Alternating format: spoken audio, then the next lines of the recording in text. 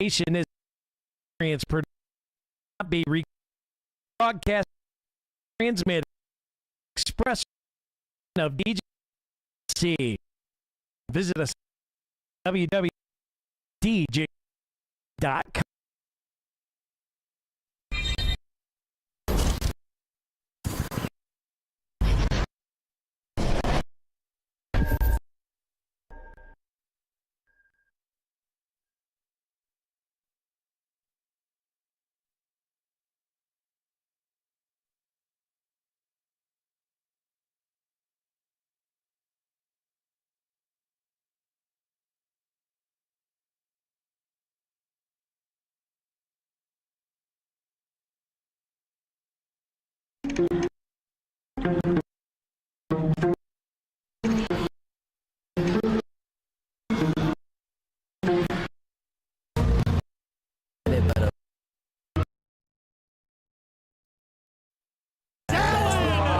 Me again, then I'm sad then. Looking at the numbers, see who's hearing it.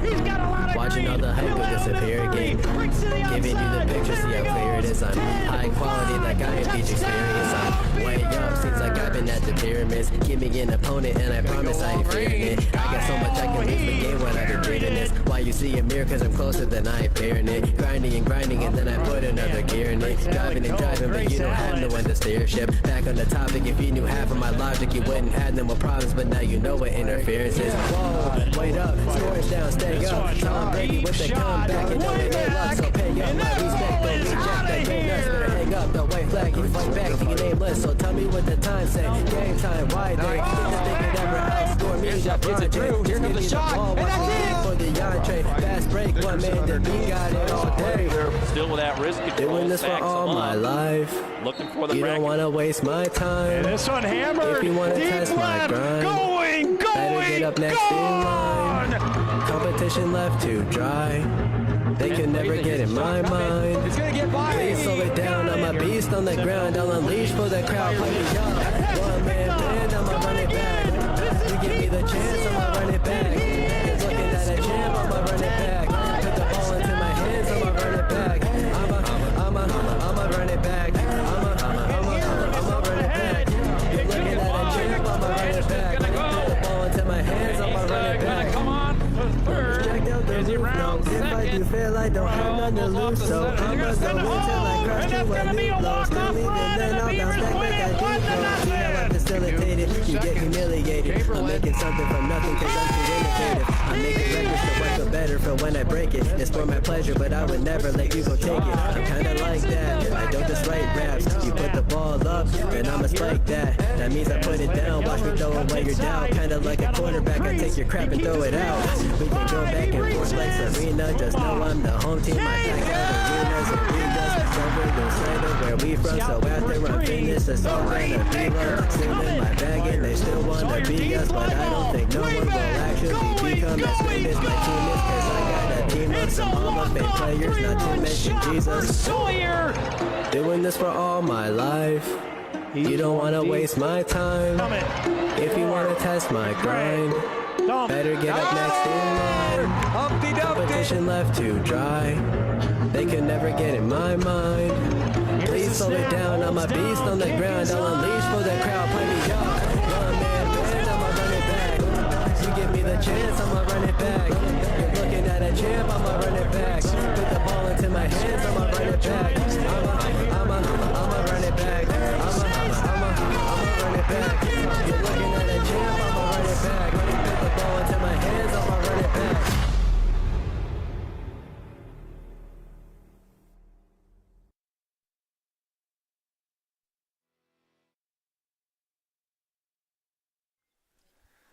Good afternoon, ladies and gentlemen, and welcome to the Deej Experience Sports Stream. We are here live at Howard Sheen Field for some middle school football action. We have your Corry Beavers taking on the visiting Northeast Grape Pickers.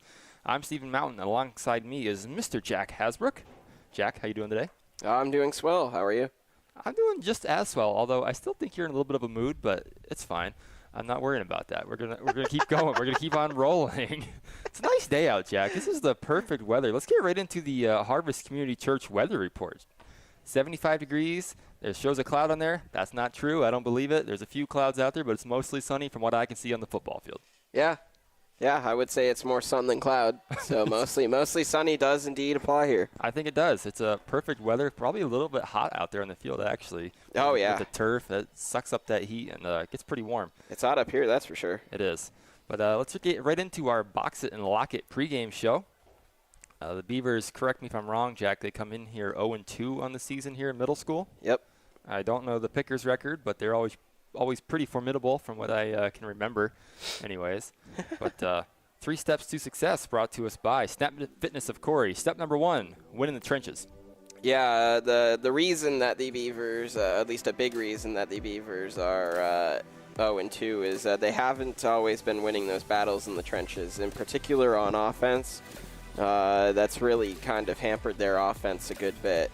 And if they want to get that first win today, that's something that's going to have to improve. I've always said, I don't know if I've ever actually said it out loud, but I've always thought if you don't have the offensive line or defensive line, you don't have anything in football. It's over. Oh, yeah. Starts up front, ends up front. You're done. Yeah. Oh, yeah. Step number 2, intensity.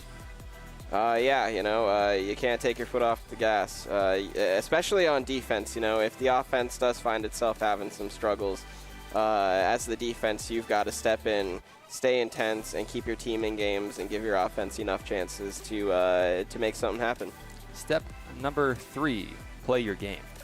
Yeah, I think another thing that's maybe hurt the Beavers a little bit this year is they've had some plays and some schemes that have worked very well for them, and then they've, for whatever reason, just kind of abandoned them for the rest of the game, and I think that's really kind of hampered the offense in particular. So I'd like to see the Beavers, now that they've had 2 weeks under their belt, they should know by now what kind of schemes they run that'll work, the plays that'll go for bigger yards. I'd like to see them really hone in on those plays and schemes and play their game.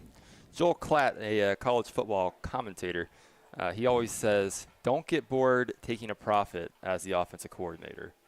Beautiful, yes. Don't call something goofy just for the sake of calling something goofy. If you have something that works, stick with it. If it works, just do it. Right. Just do it. And if something's not working, calling it for the 5th time in a row isn't going to make it magically start going your way.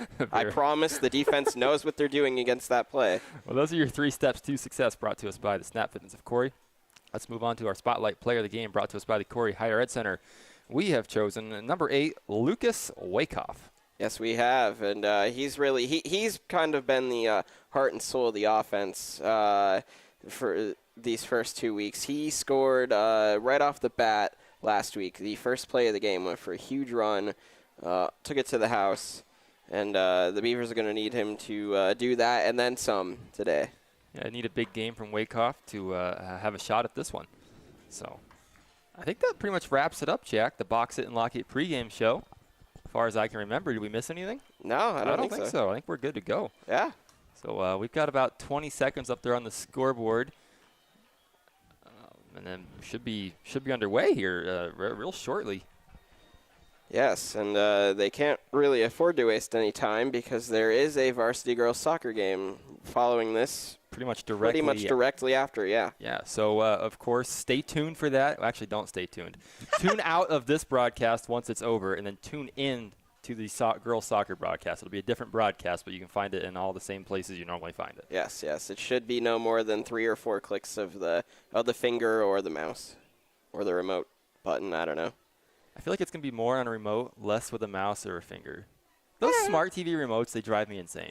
I get so mad using it. It's just ridiculous. I expect a lot of fingers. I think a lot of people watch us on their phones. Well, however you're watching, we appreciate you watching, and always enjoy bringing the coverage to you. Oh, yeah. Especially on beautiful days like this. I tell you what, the fall seasons, they go by quick. They do. There's so much fun, at least for me. I think for you, too. But I just love the fall sports. They're my favorite sports throughout the whole school year, personally. Oh, yeah. It's just it's part of it, I think, is being outside. The leaves are changing colors. It's nice. The weather, you still get the nice days. Like, we've had a perfect week of weather, perfect week or 2 now here in a row. I think that plays a part of it. Oh, yeah. Well, and, fall has the advantage of having great sports like football and volleyball at its disposal. Yeah, I think football is definitely a staple in many sports fans' arsenal. Football is a big one, right? Oh, yeah.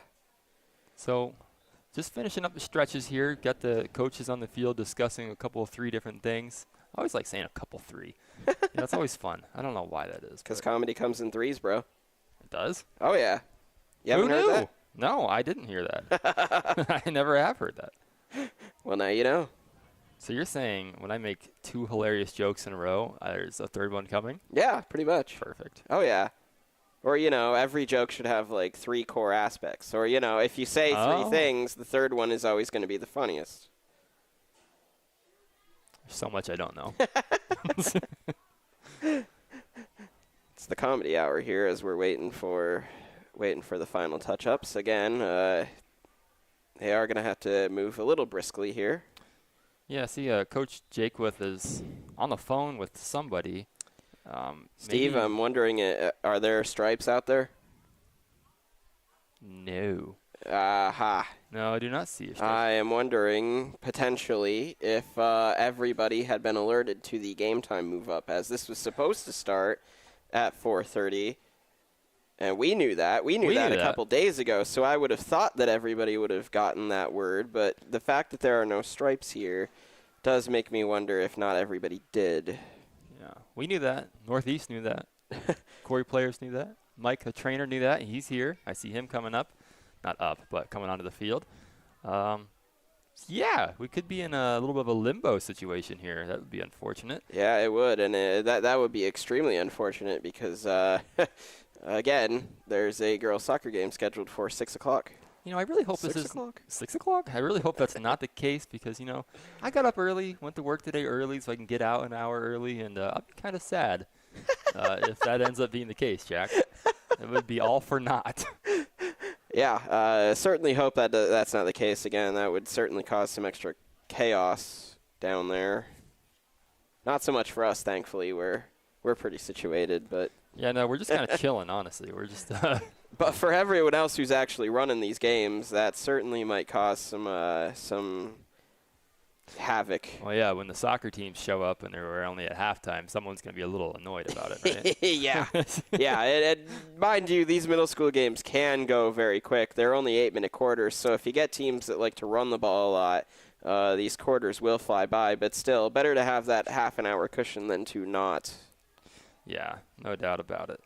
Well, let's see what's on the schedule here for this week, Jack, upcoming. Beautiful. For sports. So obviously this game, we've got the girls taking on General McLean, scheduled for a 6 o'clock start time. I don't think we're going to make it. Boys, they're golfing tomorrow, some open somewhere. I don't really know anything about that. Boys soccer, I'm sorry. Yeah, boys soccer tomorrow Yep. at home versus Titusville. Oh, yeah. Dewey and I will be present for that. Rematch of a huge game last year in volleyball. Corry Beavers will travel to Cathedral Prep to take on the Ramblers Thursday night. That'll be a good game. Yeah. Good matchup, I think. Probably the game of the season. Whoever wins it has a clear path forward to the region. And Friday, big football game taking place. So the Beavers will travel to General McLean, take on the Lancers. And that was quite a game last year here, homecoming last year at home, I believe, right? I think you're right, yeah. I think I'm right, too. Yeah, always fun to play GM. I consider them, along with LaBeouf, to be one of the 2 biggest rivals. So those games always bring a little extra heat. And, GM's kind of had the upper hand the past few years, so it'll be interesting to see if the Beavers can make something work. That's just such a good program. I was talking to a few different guys here this week, and you never see a bad GM football team. No. Never, not in my entire life. No. I've never seen a bad one. That's the advantage of being in a college town for sure. You've got the football minds around the area, who can help out with the program or even get their kids into the program. And yeah, GM, they know what they're doing over in Edinburgh. Certainly they do. Good, some strong coaching over there. Good program, really from the bottom up, from the youth level all the way up. It has to be in order to be for the high school to be good. Yeah. Right? Moving on what day are we at? I lost it. We were just talking about varsity football. Yeah, varsity football on Friday. JV on Saturday morning, of course, 10 a.m. at Howard Sheen Field. Boys soccer will go to Franklin, also on Saturday. And then at home at 2 p.m., the girls soccer team will play Erie High, the Royals. And then also on Saturday afternoon at 3 o'clock, rec football will travel to Fairview and take on the Tigers. Indeed. Gonna be that'll be an interesting game. Rec coming off a pretty tough loss there this past weekend. A really unfortunate and unforced turnover really cost him that one. But it'll be interesting to see how the team bounces back after a loss like that. That was actually 2 weeks ago. Time's flying right by you. Oh, my goodness, They did lose last You're week right. to 21-7 at Mill Creek. You're right. We weren't able to stream that because there's no power there. That's right. You're right. So I was preoccupied that weekend, too, so wasn't even thinking about it. Well, somebody had a birthday weekend. Indeed. But yeah, busy week of fall sports and athletics, and I think your prediction is 100% right. I was about to say, at this point, I'm pretty confident I was right. There are still no stripes, and just a lot of guys standing around. But unfortunately, you kind of need the stripes here. You can't, you can't start a game without them. I mean, you maybe could, but you'd have coaches doubling as officials, and that most certainly would not end well. Yeah, probably not. I mean. Someone's going to get upset at somebody. You'll try to be unbiased, I'm sure, but Well, we are 8 minutes past the hour. No officials here yet, so let's take a quick little break, Jack. We'll get in a couple sponsors here, and we'll be back in a few minutes to chatter away some more, I guess, until we get some action on the way. But stay tuned. We definitely have football coming up here. I'm 4:30 at the latest. Hopefully the refs get here a little early and we can get rolling. But we'll be back in a few minutes here, so stay tuned, and we'll be right back here on the DG Experience Sports Stream. I do this because I love it. I love working with my hands. I love working with people. I love watching things transform from what they used to be to what we can make them become.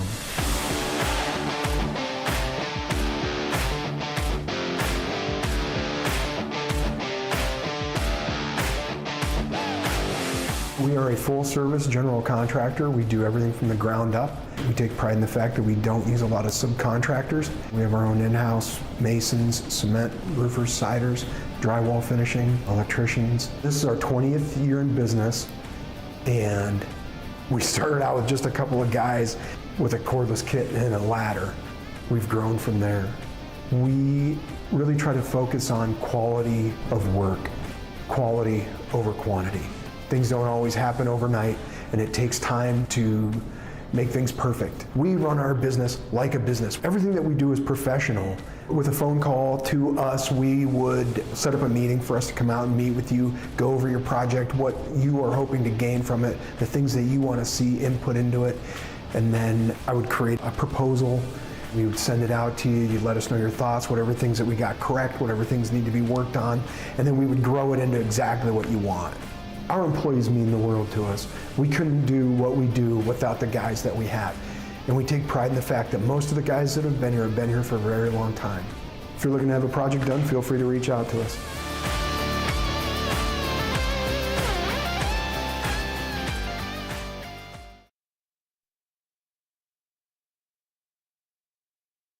We think Ross Becker Insurance is a place for you and for your family, for your individuals, for your businesses, because we want to be your insurance advisor. We're local, we're knowledgeable, we have contracts with all different insurance carriers to customize and fit the right insurance program for your needs. We're here, you can come sit down with us, talk to us one-on-one, sit across from the kitchen table, sit across from our desks, and we can give you good insurance advice, how you can save money, where you don't want to save money and skimp out on coverage. And so we're there to help balance that and give you good insurance advice, good risk management advice. So after you have a claim disaster, you can have confidence that your family, your businesses, your cars, your assets are best protected.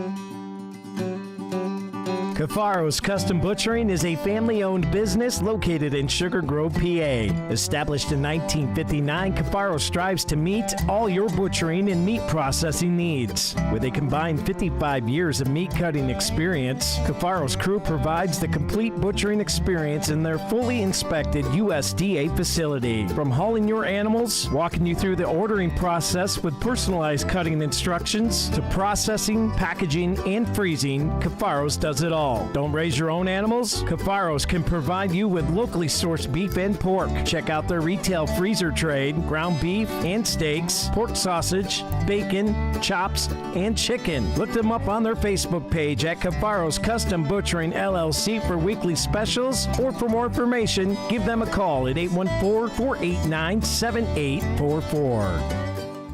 My name is Matt Amendola. I'm a CNC programmer and operator here at Tessie Automation. When I was at FedEx, I thought that was going to be my career path, but unfortunately they made cuts and shut our station down. Then they gave us the option of taking a severance or staying on as a temporary employee, and that just didn't sound very stable to me. I met the recruiter Nate at a job fair at Cranberry Mall, and it just seemed very interesting to me. It seemed like a very stable position. It seemed like something that's always going to be needed. Going through the MAC program, it did provide me with the stepping stone to start as far as basic operation of the machines. Phil, my tool room supervisor, and Hector, the person who's my trainer. So they know what they're doing. They've done this before. They know all the tricks of the trade. They know all the shortcuts and things you can take in order to save time while is also making quality product. Matt's doing well. He's learned a lot. He's come a long way. And actually today's my 1 year anniversary. So if I take a snapshot from 1 year to now, it's greatly improved. There's still a lot to learn. There's still a lot to do, but I'm moving in the right direction. Most of the things that we do, every piece is different. So it's hard to hone your craft at first. I take a lot of notes and go to your notes and try to increase your production time. And that was the biggest part, was just being able to move quickly, but also move with precision. We do not make hundreds of anything, thousands of anything, not even 10s or 20s quite often. It's one piece of this, two pieces of that. As Matt may be working on a project, I can see how the progress is going on that, tell them that they are doing about what is expected of them. If somebody's looking at the programming, wanting to go through the program, that's a key right there. Is they want to be there, they want to go through the program. Matt had that desire, he had that attitude. He wanted to learn. He wanted to get into manufacturing, and having the work ethic is very important. I can't stress the work ethic enough. It's just, I see growth everywhere here, and I just want to be a part of that.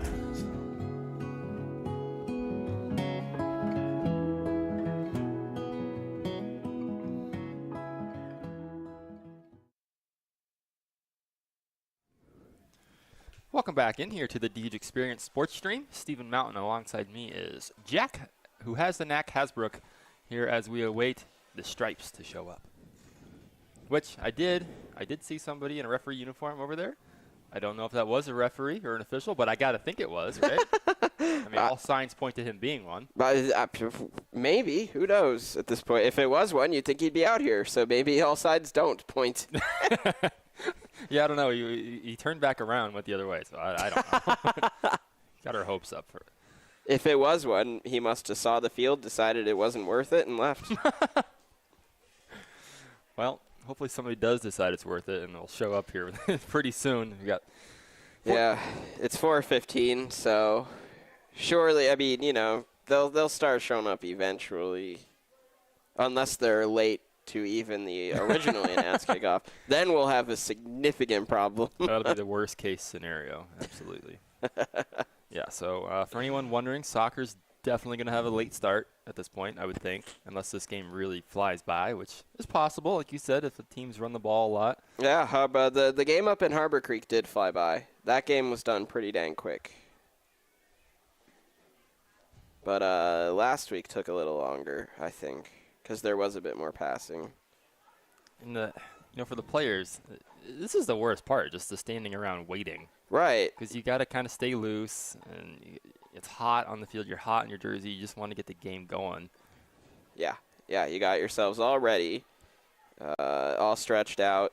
You get all amped up, get ready to go out there and hit somebody, and then now you all of a sudden you got to wait another 15, 20. There's an official coming through. Beautiful. We've got one coming up. We got one. I think we need more than that. Yeah, I think we need at least 3? Probably. I actually don't know how many. Yeah, I don't know. I've never actually paid attention to that. Are for middle school. I don't know. I don't know. If it was soccer, I think we'd only need 2. I think that's right. But I don't know if football needs another one or not. It's, of course, way more than 2 for varsity.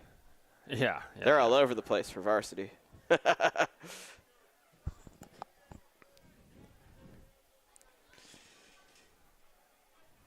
Okay, now we've got all 3. We've got 3. That's good. Hey, look, there we go. Good sign. Beautiful. All right, so I do believe we're going to get the captains out at the center of the field. They are lining up. For Corry, we have Robert Cummings, 17 out there. Number 8, Spotlight Player of the Game, Lucas Wyckoff. Number 7, Xavier Abeda. Number 51, of course. Come on, man, there's no 51? Oh, number 9, Chase Kuzma. He's a 5/51. All right, so Chase Kuzma, 51. And number 10, Elijah Bale. For the Pickers, we've got number 63.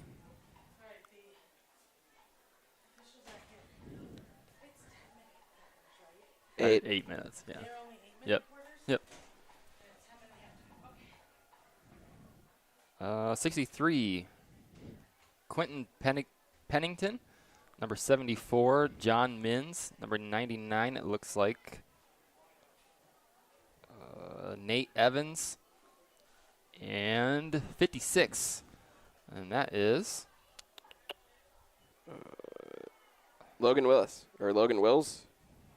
You got a Logan Wills?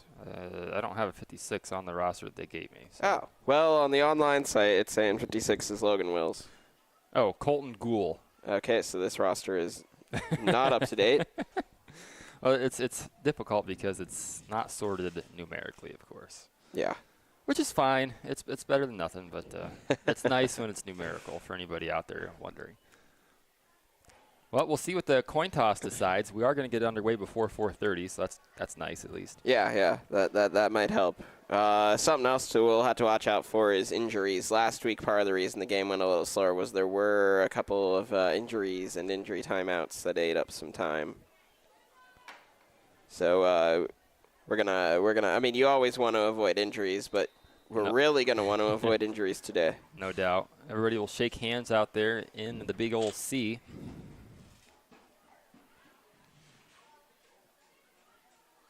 And just awaiting a signal here to see. I guess we're waiting to toss, too. We haven't even actually tossed it yet, have we? No. Well, we'll toss it here eventually. Yeah, no, they've got to run through everything that they normally run through before the formal ceremony. So, taking a little bit longer today.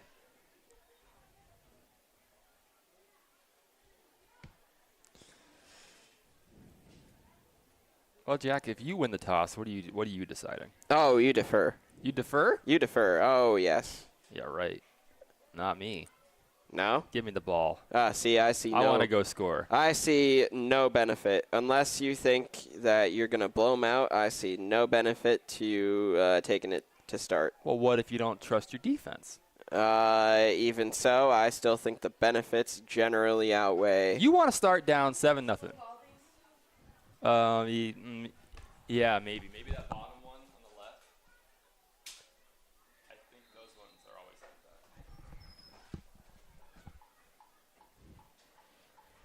that. I don't know, the scoreboard seems to be on. I'm not sure what. Yeah, it looks okay to me. I don't know, whatever. But yeah, no, I'm deferring absolutely, because then if you're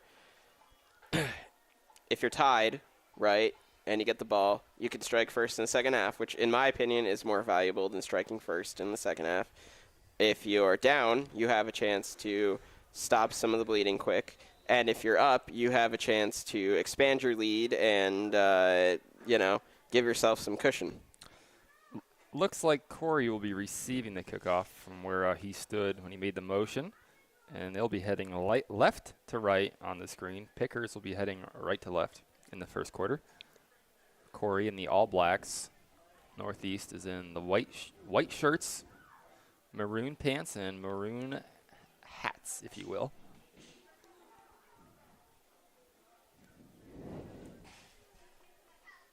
Now, did you receive in your big national championship college game last night? You know what drives me insane about that game? You don't do the coin toss at the beginning of the game. Oh. You don't get a choice. But in overtime, you do the coin toss. If you can include it for overtime, why is it not in there for the start of the game? Yeah, that doesn't make a lick of sense. That's absolutely ridiculous. Even if it's predetermined to give me the kickoff, I want to pick heads or tails. Now, did your defense start or your offense start?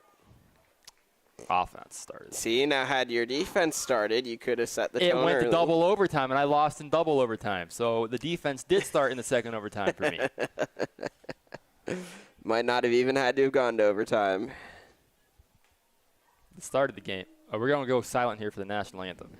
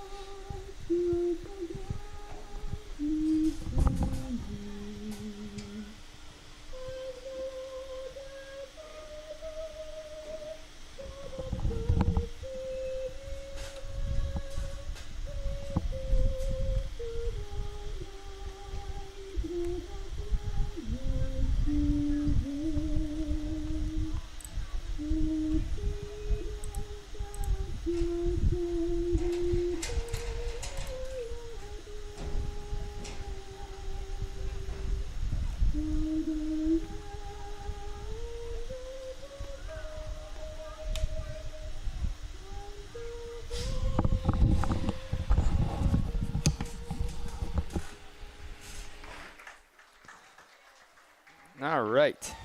Pre-game ceremonies are finally taken care of, and we will get underway here in a matter of seconds even.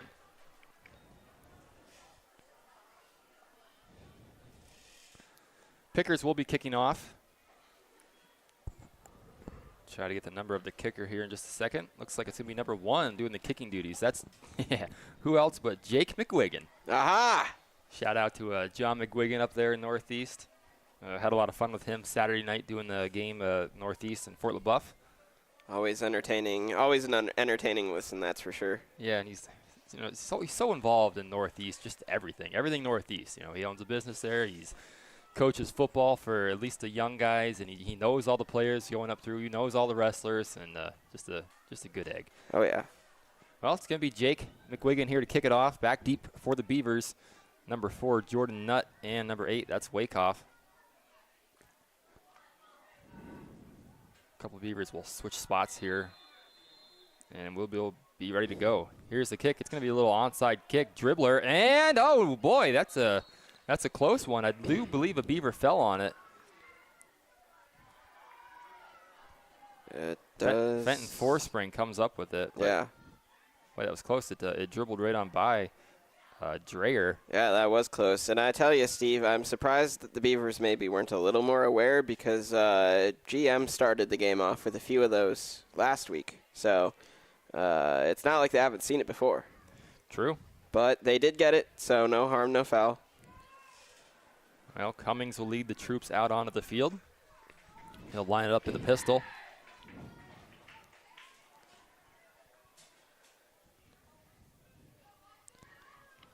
Hands it off to Wakehoff up the middle. And that's a good pickup on first down. He gets about 7. Sets up about a 2nd and 3. Nice hold there by the offensive line, giving him a spot to run. They got a good push up front. Kuzma checks in for Colt Proper.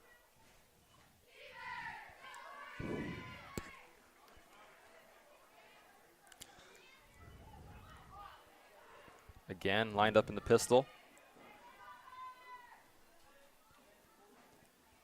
And look to throw this time. Deep shot, wide open down the far side of the field. And he's going to be in there for a Beavers touchdown. Jordan Nutt. How do you like that, Jack? Well, there we go. Now, see, Steve, now that's the third week in a row that the Beavers offense has come out swinging. Last week it took him 1 play. This week it took him a whopping 2. Well, busted coverage there. Nobody ran with him down the far hash. Yeah, and it's just a perfectly delivered ball by Cummings. Yeah, Cummings had all day to throw that. He did. Yeah, the line held up well for him, and a nice shot to start the game. Beavers will play from out in front, which is why you take the ball first. We'll see. Oops, wrong team. All right. So we're going to go for 2 here. Split backfield with Cummings, looking to pass. And it's thrown, and it is caught. That's Mason Trotter on the 2-point try. Carney and Ruth 2-point conversion, and the Beavers will lead 8-0 here going really to start the game. Yeah, minute and 3 seconds. I was going to say going into the second quarter, but that's not the case at all. No, not even at all. Close. No. So a quick strike. They take advantage of the short field. Yeah, and now it'll be up to the Beavers to try and maintain this momentum. Well, Northeast will line up to receive the kickoff. Looks to be number 2 back there. That's Cole Orengia. I remember him from rec football last year, I believe. He absolutely torched Corry over and over. I'm serious. I remember. His name sticks out. He definitely had a great game that day. Couldn't stop him. And that's somebody with a 9. I don't know if that's 19. Sam Berniston. Yes, it is 19. Sam Berniston back deep to receive it along with Orengia. And for the Beavers to kick it off, that's number 50, Mason Walls.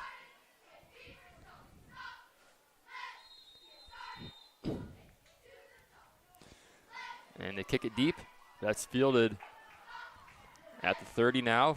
Shifts around a guy, looks for a couple blocks, cuts up inside now, and he's going to get to the edge. Down the sideline now, still on his feet, and he's going to get tackled from behind.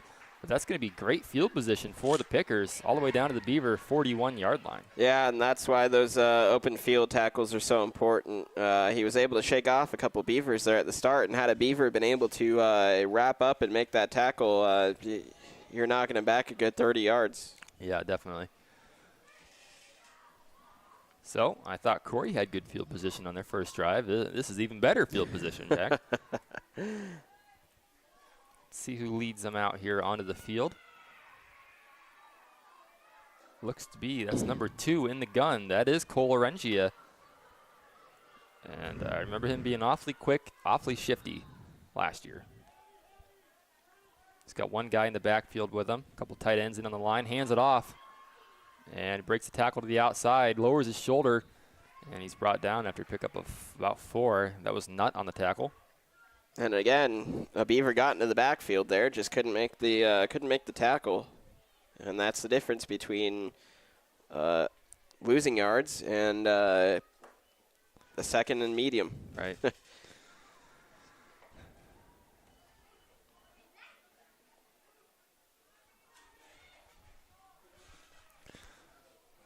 6 minutes to go here in the first quarter of play, brought to us by J.H. Napa Auto Parts. Pickers will go under center, I formation. Orengia turns, gives right up the middle. And that's a decent pickup on second down.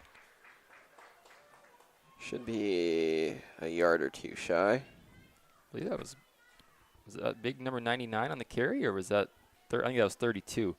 That might be 3 yards shy, actually. 32, Murdoch Bannister with the carry. 3rd and 3. Yep. Obviously, this is 4-down territory at this age. Right, yeah. Even at high school level. Right, even at high school. I'd say it's 4 down. Even in college, depending on the scenario, right. I'd say go for it, and pro. Orengia, quick pass to the outside, caught, and he's going to be dropped short of the marker. That was a good stick out there by a couple of different Beavers. I believe Forspring was one of them. And again, Nutt on the tackle. So that's up a 4th and short. 4th and half a yard. A yard. Call it a yard. Under center they go. Orengia keeps it right up the middle, and he's easily got it. Oh, yeah. Tell you, he's so shifty, just snuck right through. He doesn't have to fit his body through gets a pretty narrow gap, and he's through it. So first down here for the Pickers. Northwest Bank first down. Ball spotted at the 29.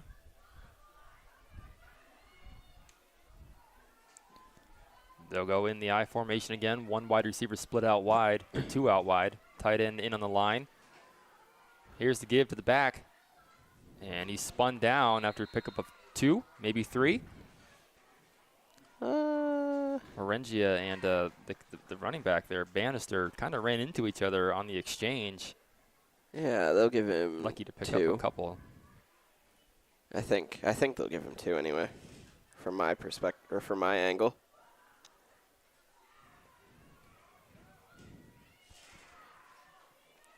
So a couple different looks here from the Pickers. They've gone on the spread, and they've also gone under center in the I formation. This time they'll have a bunch on the near side, in pretty close to the line too. Bring a man in motion. Throw it out back here to the near side. And that's a big tackle right there. Number 7, Xavier Abeda. The Beavers had that play read, Steve. And that's a huge loss.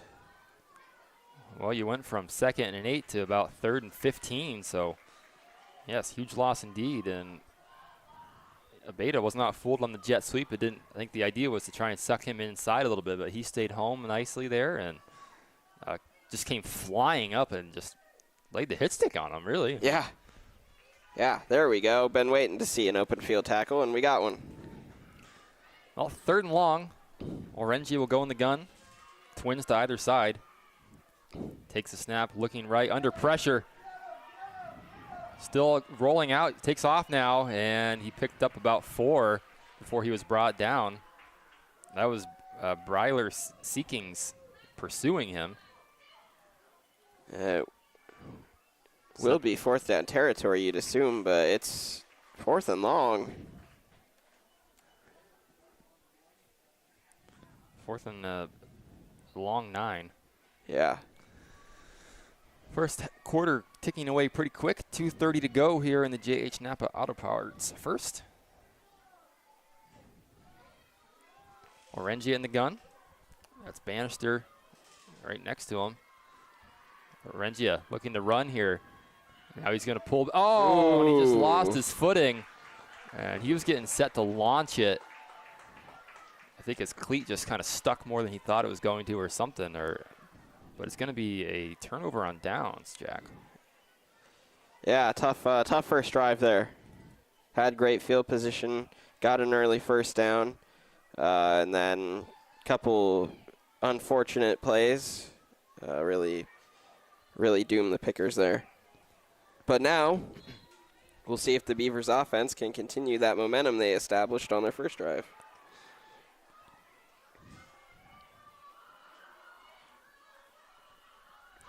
Cummings looking to pass under pressure, setting up a screen. They get it to Wakehoff. No, it's dropped. Ooh. Incomplete pass.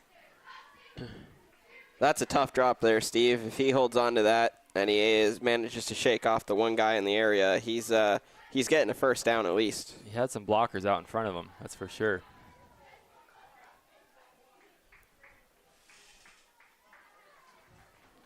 We don't have a 77 on the roster either for Northeast. It's always a crapshoot at this level. Guys switch numbers by the quarter sometimes. So yeah, got a 76. That's Zach Howell.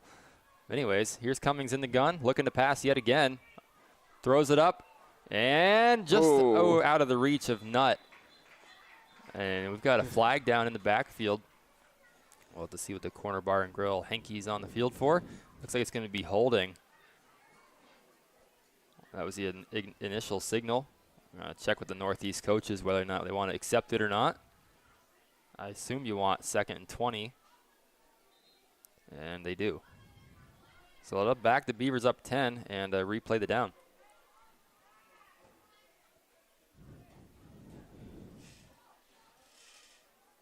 Those are the kinds of penalties you want to avoid, Steve. They can be real drive killers. Yeah, and or hurt your chances of getting a drive going, right? Yeah. Both.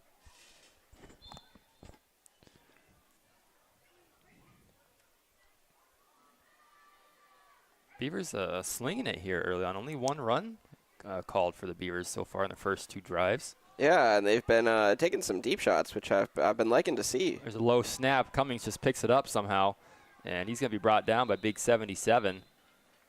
And that play was all Balooey from the start, as Cummings did not field the snap well. Ball was on the ground at one point, and then just kind of did what he could with it at that point. Yeah, fortunate that they didn't lose any more than they already did. Yeah, I think he just barely got back to the line. So 3rd and 20% of the field.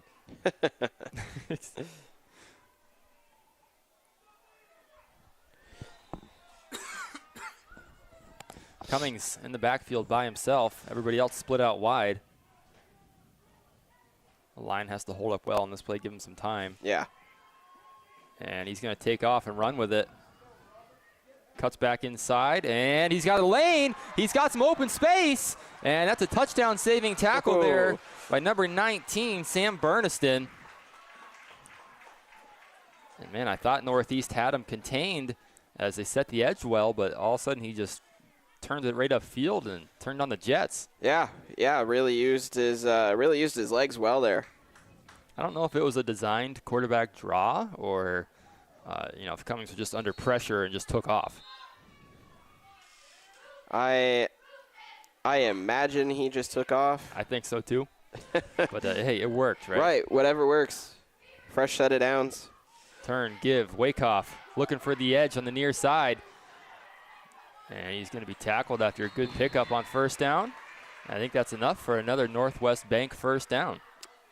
We do have a down Beaver. Slow to get up, and it looks like we're going to have our first Corey Manor injury timeout. Well, while they tend to him, we'll take a break. We'll step aside. We'll be right back here on the Experience Sports Stream in just a moment.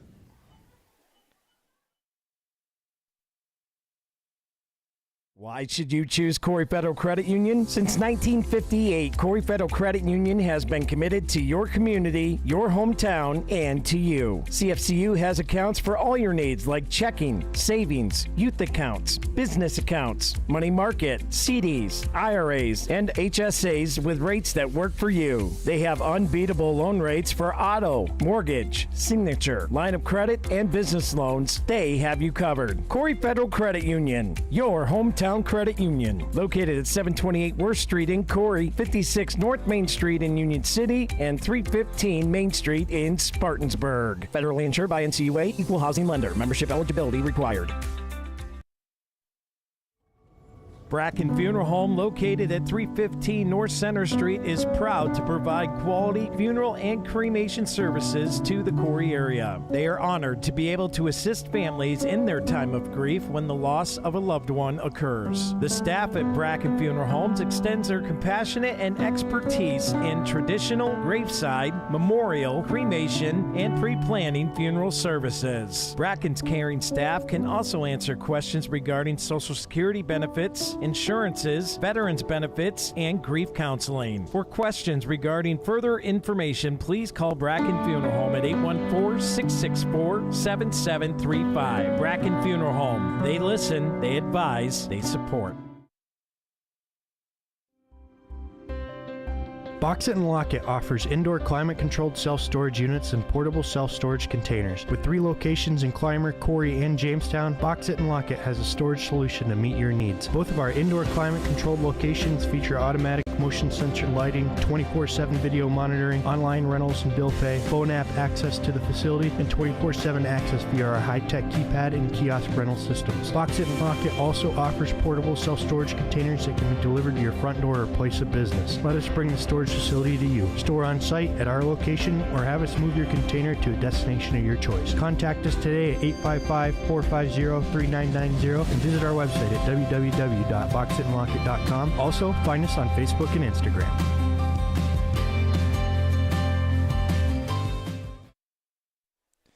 Welcome back here. That was Xavier Abeda that was able to get up, walk off the field under his own power. Back to action. Cummings swings it over to Wyckoff. Caught. Looking for the edge. Lowers his shoulder and gets brought down by number 2, Cole Orengia. Picked up 8 on first down. And, you know, Jack, that's the end of the first quarter. Back we go. Going to have about a 2nd and 3. We'll get one real quick short commercial. I promise it'll be about 20 seconds. We'll be right back on the Deej Experience Sports Stream. It's the Fox Family Insurance Kickoff. Fox Family Insurance is your local team of experts for all things Medicare. They can help you through the Medicare maze, whether you are still working, already retired, or planning your retirement. Beth and Patty at Fox Family Insurance can help you with all your Medicare plan options. Located at the Corry Jamestown Credit Union building on North Center Street in Corry. I said 20. It was 22. That's not too far off. That's within the margin of error, right? Oh, yeah, perfect. Yeah, that'll work. So the Beavers will take the 8-0 lead here into the second quarter of play. Brought to us, of course, by Epiphany's Emporium. And they're going to have about a 2nd and 3 set up.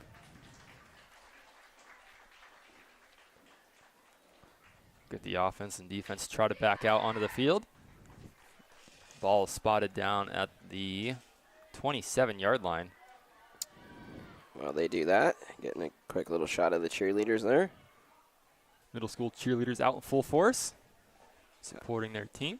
Always nice to have them on the sideline.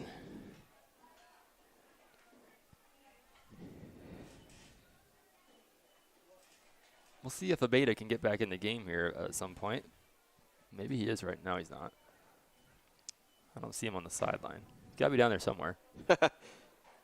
He did get up under his own power, but it did take him a minute, so may need a little extra recovery time. Cummings swings it over to Nutt, and it's off his fingertips, popped up in the air for a second, and it fell incomplete.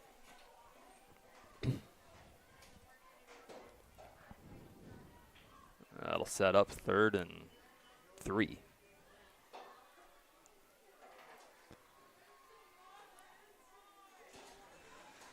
See how the Beavers play it. Got 2 stabs at it here. I got to assume it's 4-down territory as per usual. Right. You're inside your 30. No point in punting. And you're not making a field goal from here. So no, certainly not. Well, in the pistol. Swings it out. Oh, it's picked. Ooh. Oh, it's dropped. Ooh. Boy, I was watching that develop. Oh, and we got a flag on the play as well.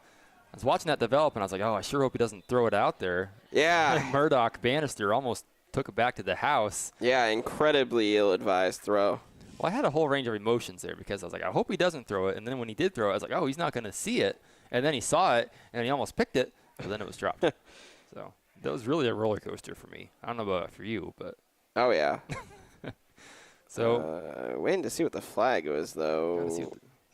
Did they move them up a little? No, it's still spotted at 27. Because if it's on the northeast, then I guess it would have been no harm, no foul anyway. Well, it'd be a first down. Corry, and it's a personal foul. No, we're going to have an offsetting, I think, because. Oh, no. Wait. Was there 2 on northeast and 1 on Corry? Or. Well. He motioned to northeast twice. And then he motioned to Corry once. So 2 of them would offset, but then here we go. Here's the call. Personal foul against Northeast. No, he's backing it up. Well, no. Now he's confused. Man, what are we? Okay. Okay, so there were 2 on Northeast at least, and then 1 on Corry. Well, he's going to spot it at about 7. Should be the 7. It's going to be the 14. Yeah, some sort of personal foul against Northeast. I don't actually know what the call was. Yeah, I don't know if there were. Here's Wyckoff up the middle, untouched into the end zone. In there for a Beavers touchdown, and they'll take a 2-score lead. And there we go, Steve. That's the start you wanted. Yeah. Yeah, that's how you take advantage of the penalty. We'll have to see if we can get clarification on what happened there. I'm curious to see if something happened to where 3 guys actually got personal fouls, I or don't if think so. I think he was just signaling like more than once, and then he just got interrupted each time. I think. I don't know. But I don't see how 3 guys could possibly get a personal foul. I was gonna say it doesn't make any sense. It seemed awfully calm for 3 guys to get a personal foul. Like there must have been a lot of arguing or something. Here's Cummings. Hands it off. That's Nutt right up the middle. And he's in there for the 2-point try. Beavers will take a 16-0 lead here. They scored at 1 minute and 4 seconds. Again, that's the second time today that they've scored 1 minute and 4 seconds into a quarter. I thought the first quarter was 1 minute and 3. Who's counting? You! Well, whatever, Jack. The point remains that's 16-0 here for the Beavers early on in the second quarter. And if my memory serves, Steve, this is the first time that the Beavers have gotten more than 1 score in a game so far. I'll have to double check that. Let's see if I can check the records. Yeah. Yeah, Northeast has only had the ball 1 time here. So the first quarter, first 9 minutes of the game really dominated here from the Beavers. Which is, again, that's why you choose to receive the kickoff to start the game. Yeah. You set the tone. Right. I knew you would agree eventually. It's going to be Mason Walls that sets it up to kick right at the 40-yard line. It's Orengia, and I believe that's number 19, Sam Burniston, back there to receive. Now, mind you, had they deferred and the score stayed, then they could have came out in the second half and really opened this game up.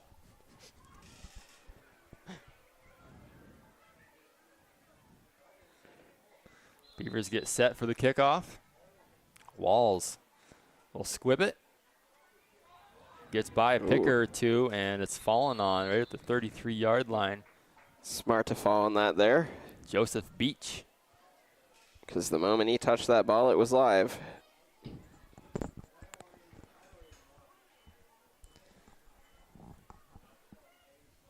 Well, Northeast had a decent drive going on the last time they had the ball.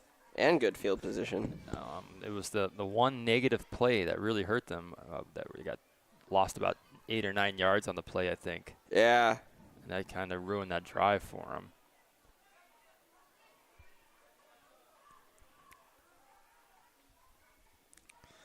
Well, it's going to be Orengia in the gun. Bannister to his right. A couple tight ends in there. He'll hand it off to Bannister. Gets around the edge. And it's going to get to the corner, and he's going to be knocked out of bounds by Cummings. Picked up enough for Northwest Bank first down on the carry. Some folks on the Corry sideline, I can tell, wanted a flag. I feel like that's football fans every play. Yeah, pretty much. Which, I mean, they say that you could probably call holding on every play in Which football, you can, yeah. right? Yeah. Yeah. It's just the egregious ones that usually get called. Yeah. Well, fresh set of downs here for the Pickers. In the I formation this time, Orengia gives to the up back. He's going to shift his way outside, being pursued here by Forspring. Nutt's going to get to him and trip him up. Nice tackle there. Nick Hughes on the carry. He got about 8 on the play. Sets up a 2nd and 2. Well, it sure seems like Nutt has just been flying all over the field today. Yeah. Oh, yeah. Both on offense and defense. Right, yeah. Jordan Nutt, 8th grader. Be fun to see him in the next couple of years here as he progresses through the ranks, if you will.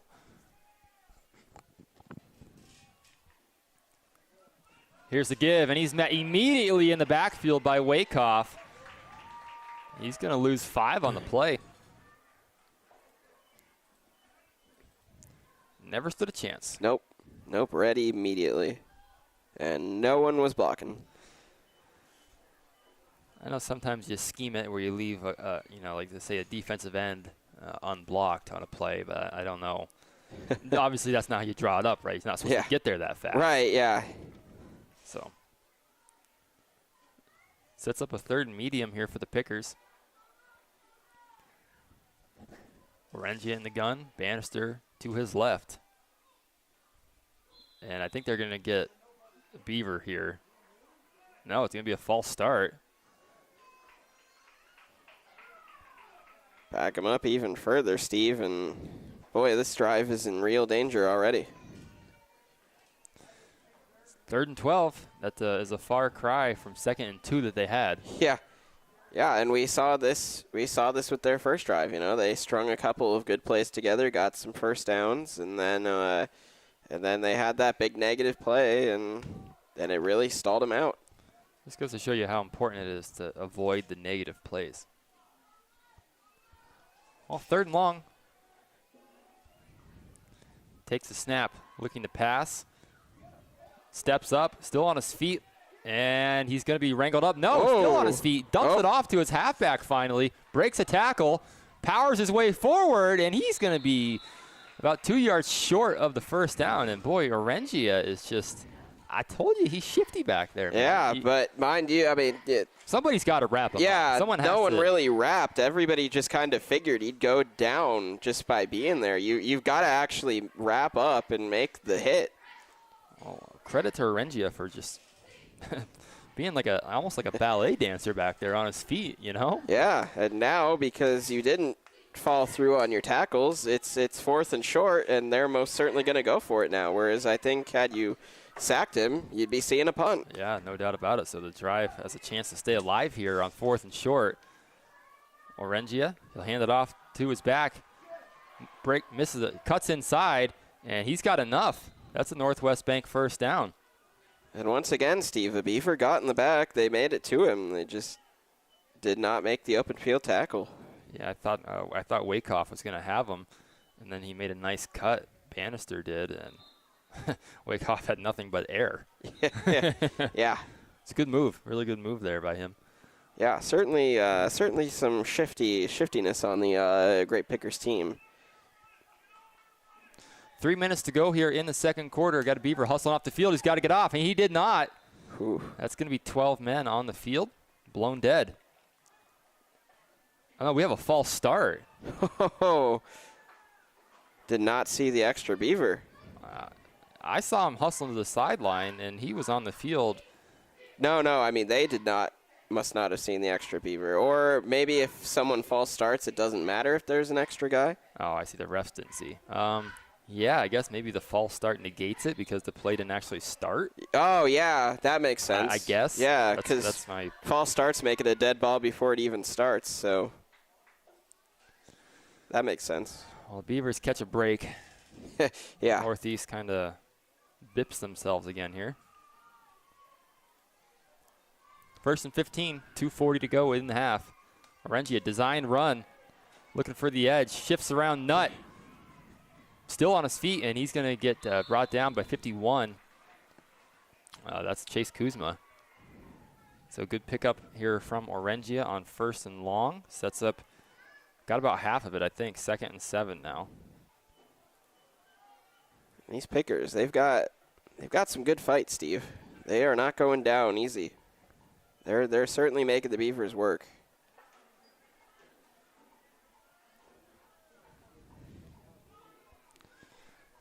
Well, they're going to have to start hustling a little bit. They do have all 3 Jim's Automotive timeouts left, but we are down to under 2 minutes to go in the half.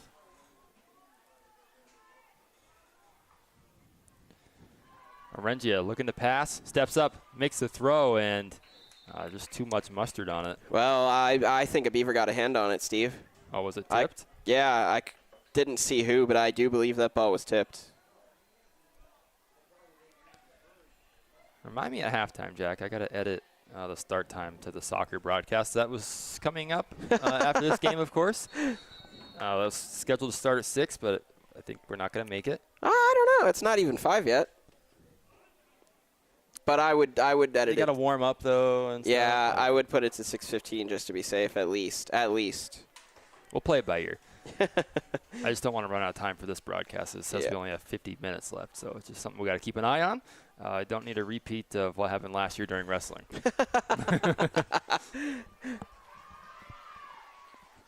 Better safe than sorry, they say. That's what I've always said. I do believe we took our first. Did we take our first Jim's Automotive? I don't think so, because nobody came to the sideline. I'm not sure what the discussion is. Somebody just say you're fired? Yeah. Oh, the score. What am I trying to say? Scoreboard operator. I think maybe the scoreboard stopped when it shouldn't have. I don't know. Hard to tell. Well, no, it definitely should have stopped. It was an incomplete pass. Oh, yeah. Yeah, you're right. Oh, we're trying to fix the clock. Yeah. It didn't stop. 1:47. There we go. Yeah. Minute 47 to go in the half. Beautiful. There we go. We got it fixed. And it should be sitting there because it was an incomplete pass. Got it all figured out. I'm glad I've never had to run a scoreboard. Yeah, I couldn't. No interest in doing it. Yeah, no, I wouldn't be able to do it. I would fail miserably. Yeah, it would be a disaster. So, here's Arengia. Quick pass here to the outside. That's a good catch. Reeled it in one-handed. And he's got nothing to work with. Ball came out, but it was already blown dead. That's the right call by the ref. I heard the whistle. I think a picker fell in it anyway. Trying to do a swing pass and just not much space.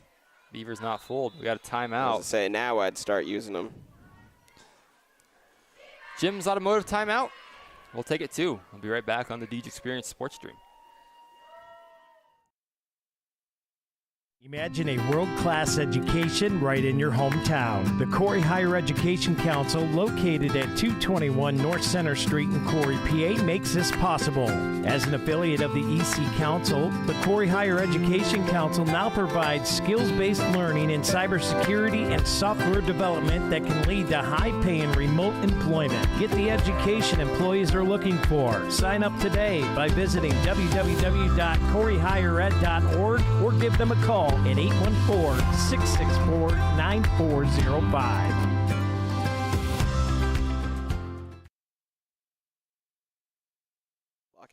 Lock it.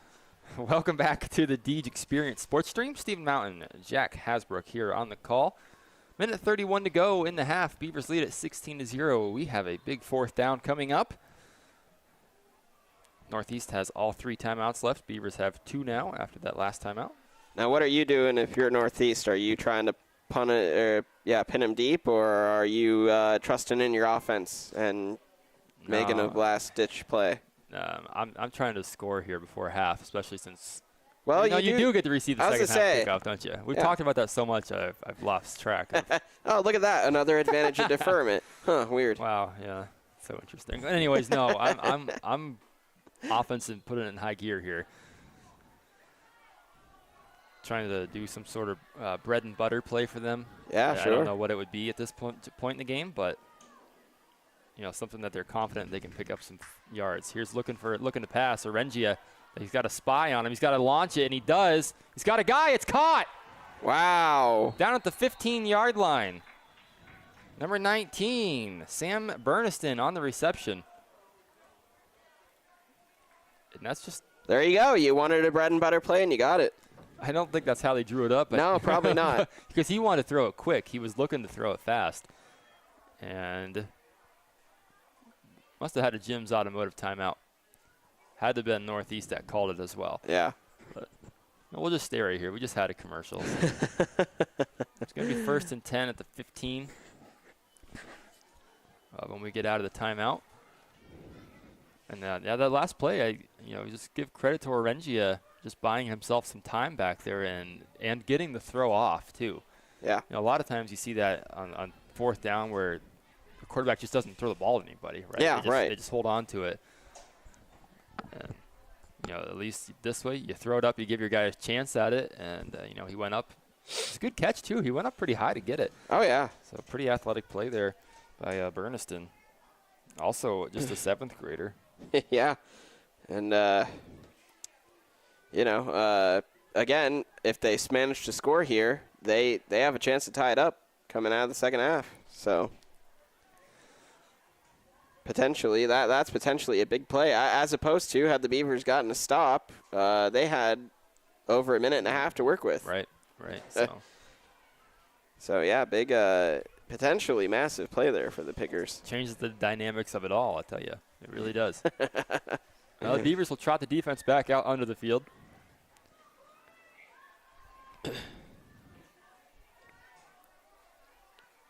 Orengia will lead his offense out. Lines it up in the gun. Twins to either side. And we got a flag. Offsides on the Beavers. Lined up offsides, I believe. Got to be careful with that. They had a little bit of issues with that in Harbor Creek as well. Guys got a little anxious. Wanted to get in the backfield. Lined up a little too close for comfort. Well, you get busted for it. Here we go. Orengia looking to pass. He's going to take off right up the middle. Gets around a Beaver, and he's going to plow his way in the end zone for the touchdown. Cole Orengia, with 59 seconds to go in the second quarter, gets the Pickers on the board.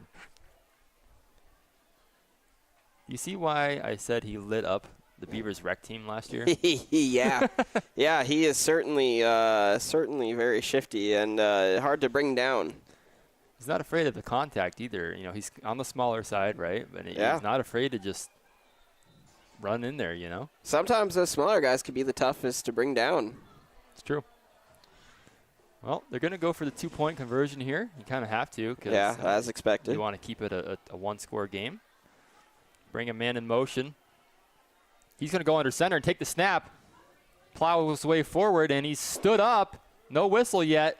And I don't believe he made it. No, it is short. I was going to say, I don't think he was anywhere close. That's a good stand there by the Beavers D-line. That's critical because it keeps it a 2-score game.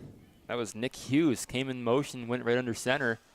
And I honestly thought they were going to get it because I didn't think the Beavers were ready for that. Yeah, no, that's big for the Beavers.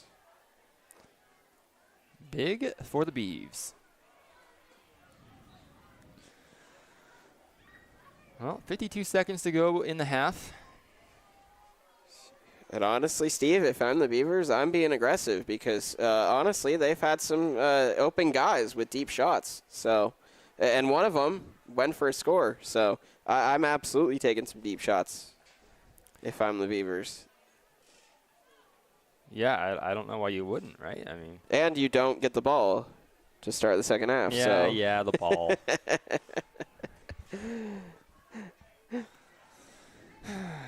I just can't believe you willingly wanted to receive it. Did they score in the first drive? Well, of course they did. Of course they did. Exactly. That's but why look at all the advantages that Northeast have now. It's marginal. Jake McGuigan kicks it off here. Going to be picked up at the 35. Here's Cole Proper. Coming to the near side, makes a cut. And he's going to be brought down near midfield. So that's good field position with plenty of time for the Beavers. Yeah. McGuigan a little slow to get up. But he is going to get up. Little stinger, I believe. Little gimpy on the knee. Or some lower extremity anyways. Maybe not the knee exactly, but... And he is going to go down. So we are going to get the Corey Manor injury timeout. Yes. So we'll step aside while they tend to him, and we'll be back here on the Deej Experience Sports Stream, and he's back to his feet. We're going to stay right here. Coaches are just going to kind of cart him off, lock elbows with him, and Corey Trainer will head over there too to assist.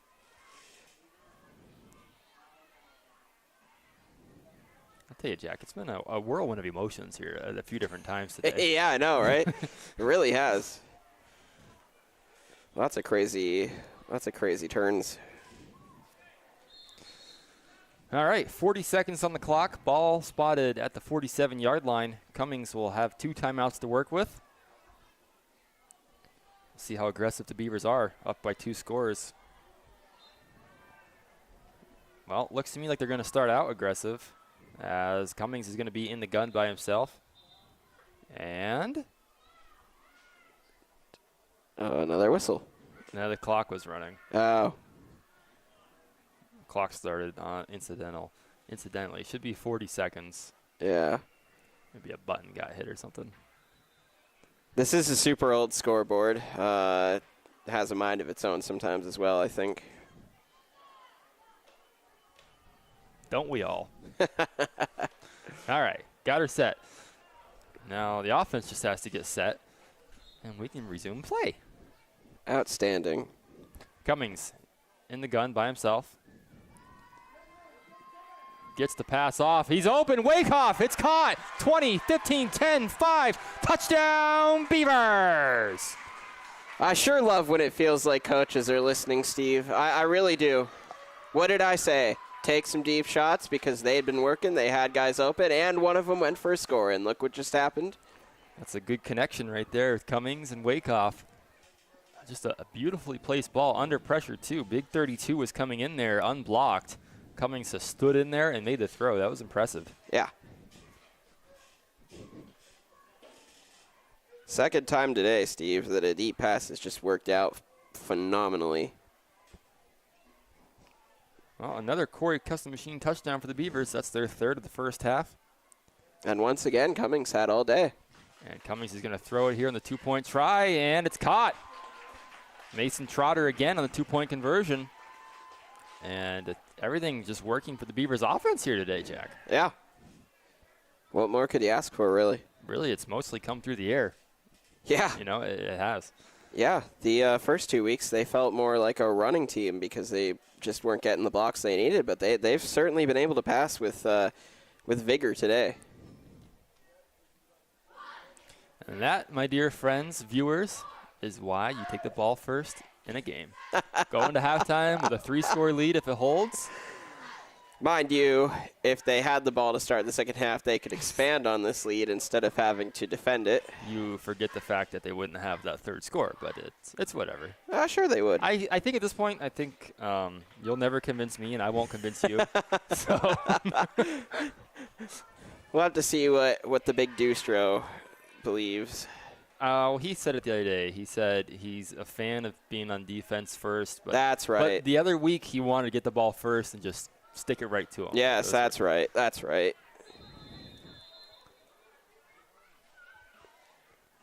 What'd you do, move the camera? You got it all bluey over there? It wasn't quite in. Walls with a kickoff, and it's fielded at the 44 by number 74, John Mins. So Pickers have good field position. They've got 2 timeouts, it should be 2 if I've kept track in my head well enough. 28 seconds. You've got Orengia back there. He's a playmaker. Yeah, we've seen him throw a couple of deep ones too. If his line can give him time, I think he can throw a good ball. And even then, he's shifty enough that he might be able to get out of it if he needs to. Well, we'll see what they call. See what they can do here. 1st and 10.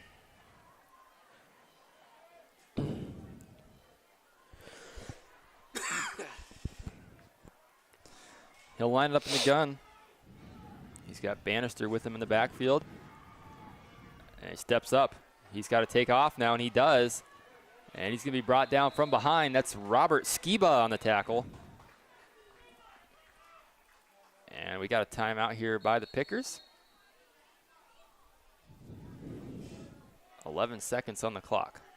And it's funny how football time works, Steve. You know, we were under 2 minutes at 4:56. It is 5:10, and we are still in the in the same 2-minute span. It's insane to me how long, like the last few minutes of like really any sporting event, football, basketball, just how long it can take sometimes. Yeah. I think we're going to put some time back on the clock. We are. 17 seconds, I believe, is what we're looking for. Got it, yes. 17 seconds. The Pickers will have 1 timeout. They have crossed the Casey's Express 50-yard line. And they got time for 2 plays at least with the timeout. I think you are definitely going to want to play with broadcast times now. Yeah, I'm going to have to push back the start to the soccer broadcast. I know that game's slated to start at 6 p.m., but I don't think they're going to make it. No, not at this point. And if we have to hit go live, we'll hit go live early, and we'll just bring it in. But we'll be fine. We'll figure it out. Well, Orengia will direct his troops. He's got to tell number 13 where to line up at, and he gets them set. That's Nick Hughes. Oh, and they drew the Beavers off sides. That's a free first down and 5 yards.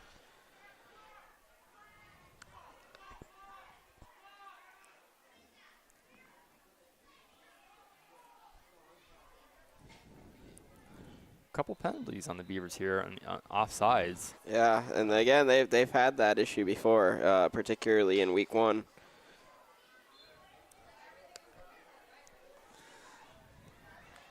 Cummings back at safety for the Beavers. Here's a swing pass. Oh, yeah, you saw it too. Here we go. That's a pick. That's a first down on the reception. 19 on the reception. Burniston. Boy, are they lucky, Steve. That was centimeters from being a pick 6. Yeah, Wakehoff was almost going to jog into the end zone on that play. Well, that's it for timeouts for Northeast. I was correct that they had the one left. So maybe 2 more plays, depending on how long this one takes to develop. And should it fall incomplete. Right, yeah, incomplete, or if they can get out themselves of out of bounds quickly. Kind of a tough ask, right, at a young age. You see it in the pros where they don't do it. So yeah. But we know they have the arm where if they really wanted to, they might even be able to just get it to the end zone. See, the General McLean soccer team, girls soccer team has arrived. So they're here. They're here on time. It's going to be tight. Going to be tight to get that game in to 6 o'clock start, but maybe we will, maybe we won't. Yeah. Had things gone as planned, this game may well be nearing its conclusion by now. Well, 1st and 10, but that's kind of irrelevant. It's really all about the 10 seconds left on the clock now. Orengia in the gun. Looking to pass. Chucks it up down the far sideline. Burniston, incomplete. 4 seconds remaining. So this will be the last play of the half, barring any penalties.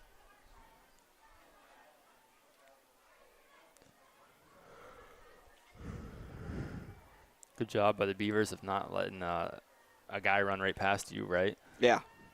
I've seen that a time or two in my day. Not necessarily just Corry, just in football in general. Yeah, yeah. I saw it at the varsity level a few weeks ago. Could not wrap my head around that.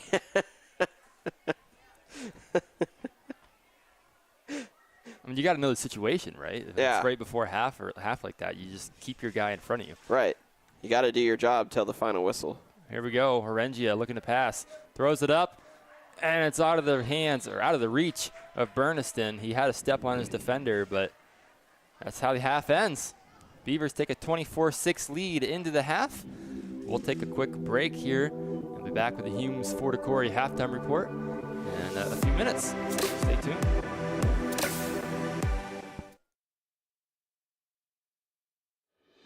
The Corry Redevelopment Authority is a full-service development team that provides low-interest financing, real estate services, and grant assistance to businesses and nonprofit organizations with the ultimate goal of fostering investment and employment in the Corry region. Looking to enhance your business? Contact the RDA today to discuss how the Corry Redevelopment Authority can assist your business's improvement, expansion, growth, and advancement. Visit the Corry Redevelopment Authority online today at www.corryidc.org.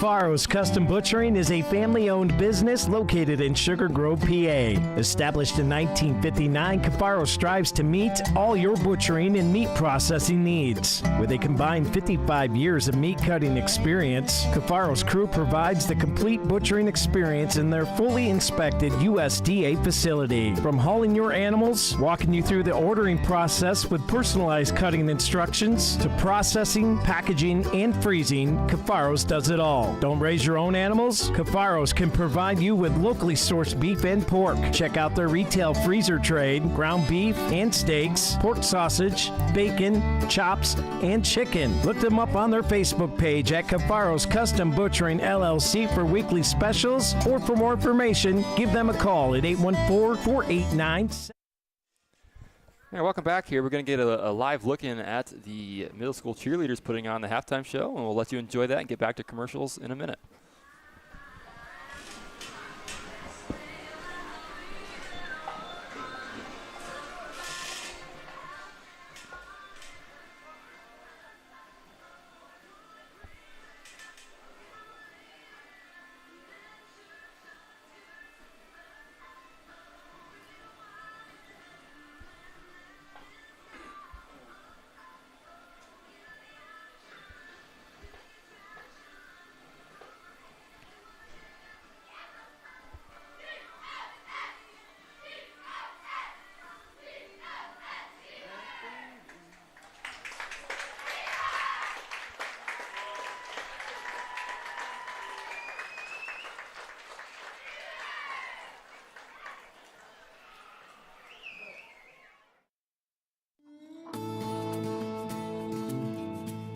The Corner Bar and Grills is conveniently located in downtown Corry, and the kitchen stays open until 10 p.m. to accommodate your schedule with late games and events. Can't make it to the game? Come watch it at the Corner, where they stream all the games. Cheer on your team while you enjoy our newly expanded menu of appetizers, salads, wings, burgers, and weekend specials. Their family-friendly dining features multiple dining options with their full menu available for dine-in, takeout, and easy online ordering. Don't feel like leaving the house? The Corner is Corry's only full-service restaurant available for delivery on DoorDash. Follow them on Instagram and Facebook, and check out their website at www.cornerbarcorry.com for updates on weekly events, live music, and daily specials. Stop in at the Corner tonight, where friends and family meet.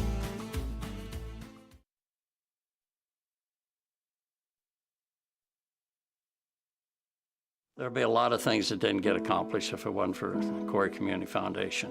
They've just really been a driver behind improving the community. 3 of the organizations that I'm heavily involved with get assistance along with grants from the Corry Community Foundation.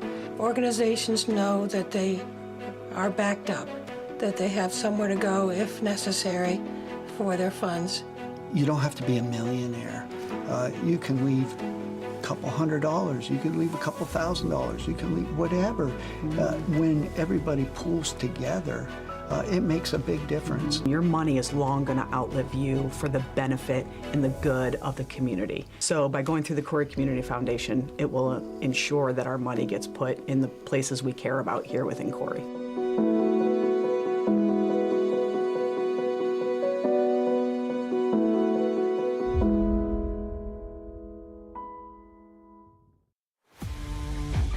Located at 14333 Main Street in Wattsburg, Corry Custom Machine specializes in CNC turning, CNC vertical machining, Swiss screw machining, and Brown and Sharp screw machines. Corry Custom Machine offers superior quality and precision parts demanded in today's industry. They invite your inquiries and look forward to the opportunity to provide you quality machine parts. Learn more today by visiting CorryCustomMachine.com.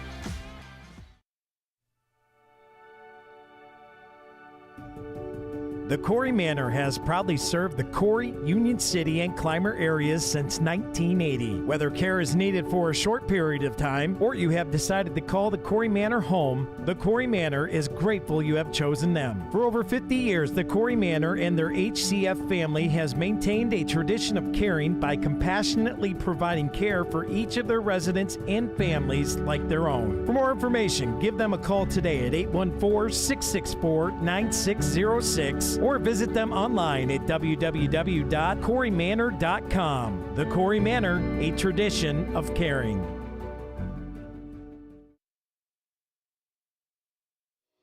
Since 1945, Corry Manufacturing Company has been developing processes in the manufacturing of aircraft and gas turbine components. Their specialties are assemblies that supply air, water, fuel, and oil to the engine. Corry Manufacturing has been voted Best Manufacturing Employer in Corry and is celebrating their 80th anniversary of manufacturing excellence. They are hiring for many positions and would like you to come and join the team. Contact the Human Resources Office today at 814-664-9611. The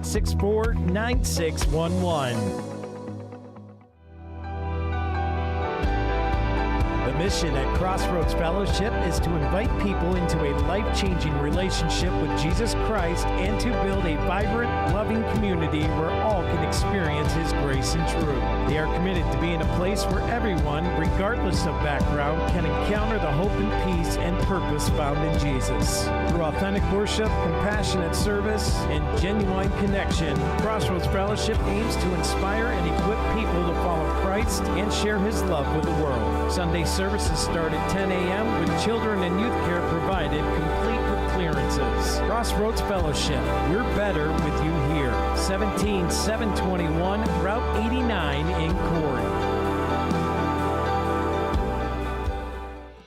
Grape Chevrolet is a family-operated and locally owned car dealership offering an award-winning General Motors service department with factory-trained and certified technicians and offer a fully stocked parts department. Grape Chevrolet's personal dedication is to provide you the very best sales and service experience. Contact Chop, Shane, or Bill today at 814-664-8614. Grape Chevrolet, a family dealership with your family in mind. Located at the Y in Columbus.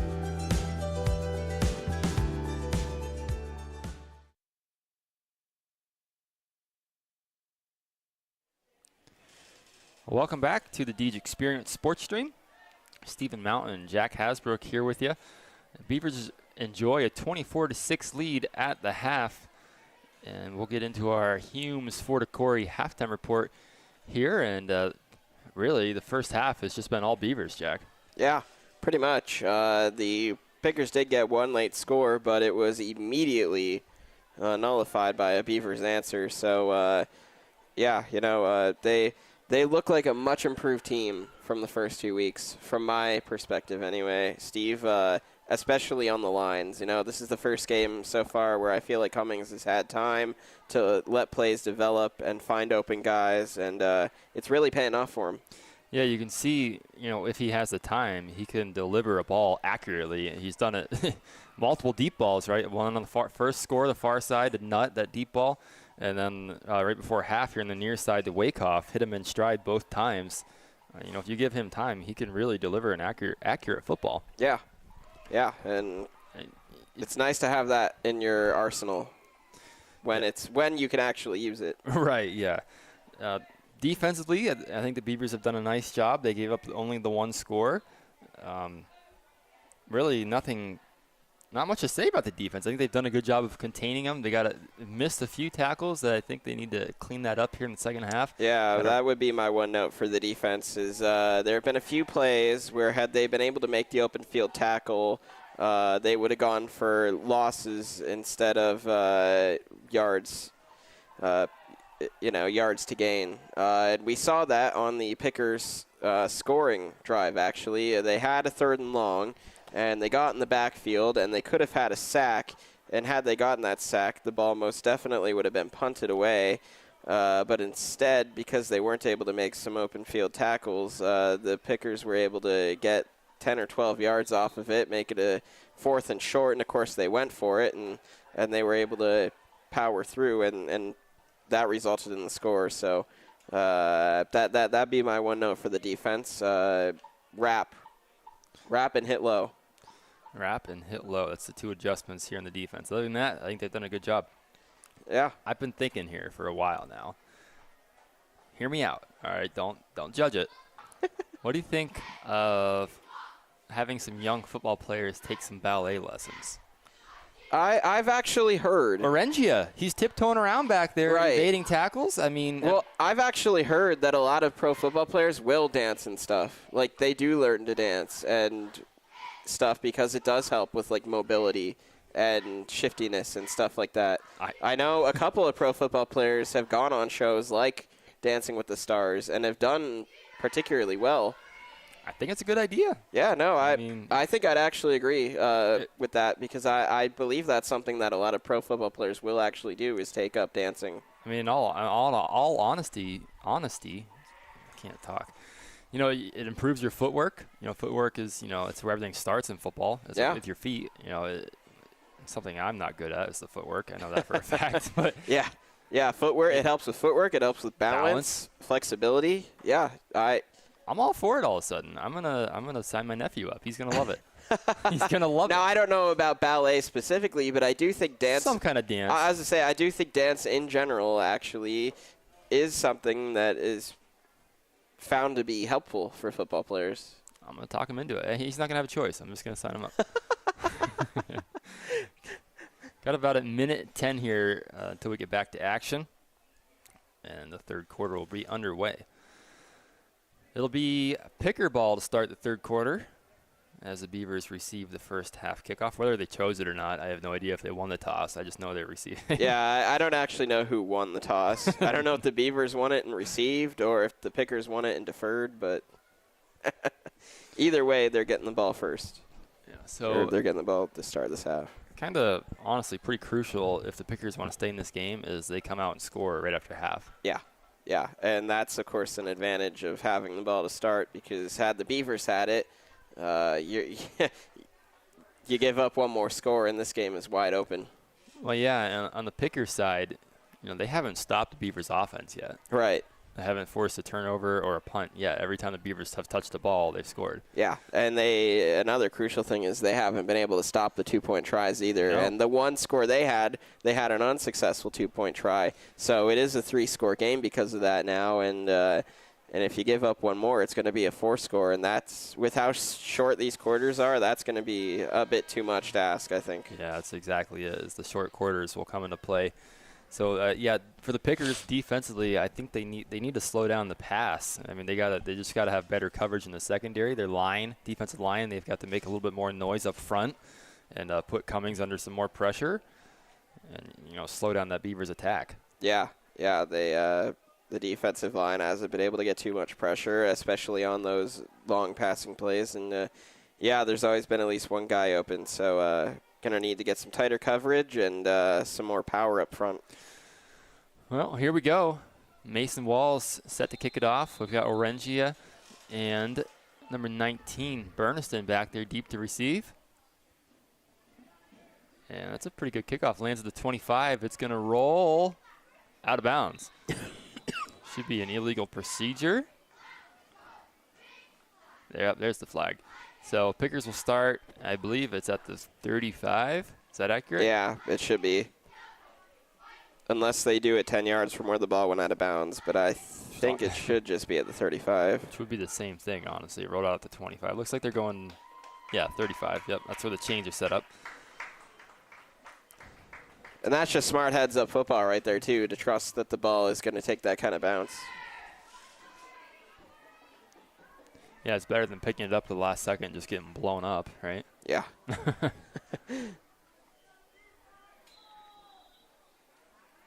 Well, here we go. Orengia in the gun.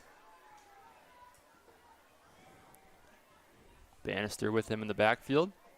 He's going to hand it off to Bannister, looking for the outside. Wakehoff in pursuit, and he's met and wrapped up in the backfield just like that. Loss of 3 on the play.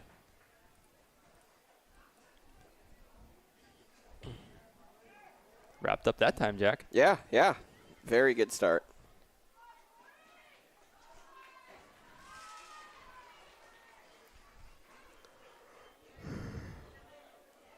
Sets up 2nd and long.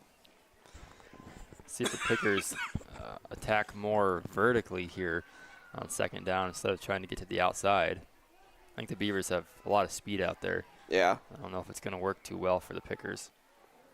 Well, they'll try this side this time. Coming to the near side. Here's Nutt. Nutt will break him down right at the 34-yard line. Picked up 2 on the play, but not much else. Some nice defensive adjustments there to start the half by the Beavers. The outside plays were working pretty well for Northeast in that first half. So they've tried 2 now. Neither one of them have done anything. Good job with Nutt at getting off that block from the receiver.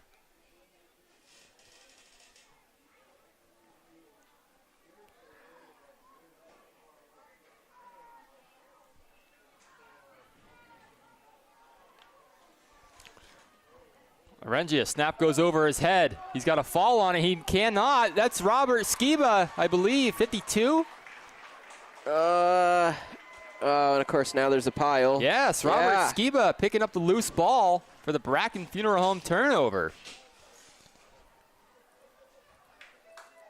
Just nothing Arengia could do. Yeah. He snapped way over his head. Yeah, no, just a bad snap. And they've had a few higher snaps, but Arengia has been able to corral them, so really hadn't been a factor much. But that one just a bit too high. And, as a result, the Beavers are starting inside the Rossbacher red zone. Yeah, spotted right down at the 19-yard line. Cummings will bring him back out onto the field. He's got Wakehoff to his right. Everybody else is split out wide. Hands it off to Wakehoff right up the middle, and he's going to be, he breaks a tackle. He's heading for the sideline, breaks another tackle, and the Pickers will finally bring him down. That's a hard fought pick up a 3, I believe. Yeah, it looks like they'll give him 3, 2.5, 3.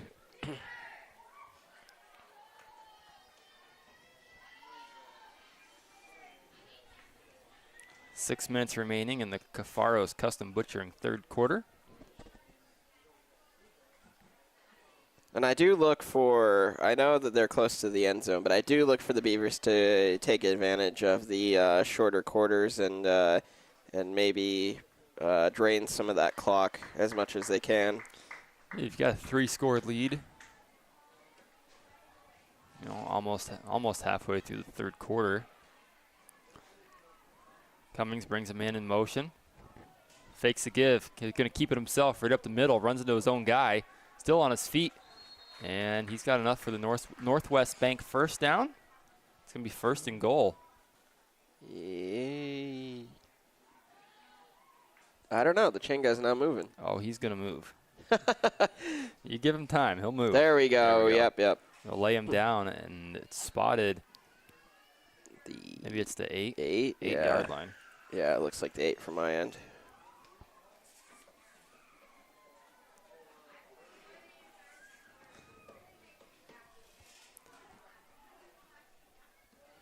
In the gun. Looking to throw. Looking to his left. Now he's going to roll left. He might take off here. No, he's going to chuck it to the corner, and that's a beautiful touchdown. Nutt on the reception, and that was impressive. Yeah, that was impressive from both ends, Steve. That was impressive of Cummings to get out of danger there and create enough time to where he could even make that throw and not have to just tuck it. And then impressive by Nutt to be able to keep his feet in. He was right on that corner. Yeah, that was perfect positioning by Nutt, knowing where the sideline was. Good job of Robert keeping his eyes downfield. And, man, his arm has really impressed me today, and his decision-making, too. And not just the arm. It's just... Yeah, in a game of big offensive plays, that might just be the offensive play of the game, just because it was flawless by both. How many times do you see a quarterback just take off in that situation instead of keeping his eyes downfield? Especially in middle school, yeah. And rolling to his left on the run. That's a good throw. That's a good ball. Very good ball. Here we go for the 2-point try. Going to hand it off up the middle, and he's going to be brought down short. That was Rylan Vargas on the carry. Lowered his head just a tick too early. I think that he pushed forward a little more and then lowered his head. He'd gotten in. Beavers strike again. take a 30-8 lead. We're going to take a quick little commercial break. We'll be right back on the Deej Experience Sports Stream.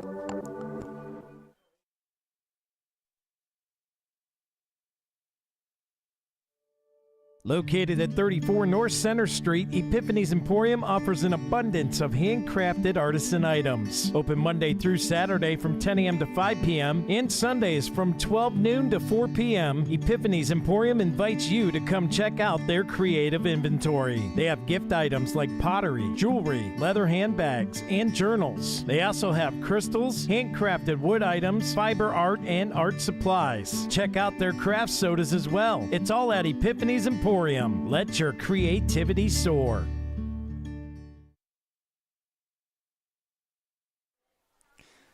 Welcome back to the Deej Experience Sports Stream. Stephen Mountain, Jack Hasbrook on the call here for the action today.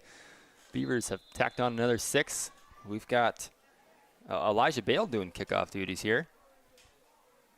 That's a high kick. It's going to be fielded by the Pickers, and he's just going to go down to his knee. I don't know if he really meant to or not, but that's fielded by I think he might have lost his footing.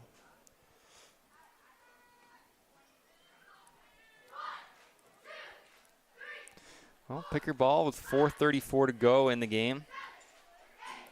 This has got to be a feel-good game here for the Beavers. You know, 2 losses to start the year. When did it turn to the fourth quarter? Third quarter. I don't know. Did I say fourth? Yeah, you said in the game. Sorry. 4:30 to go in the third quarter. I was gonna say, whoa. I know we're going a little quick here. I'm sorry. I got ahead of myself, way ahead. A whole quarter's worth ahead. Orengia, quick throw to the outside, and it's over the head of his receiver. It's gonna fall incomplete.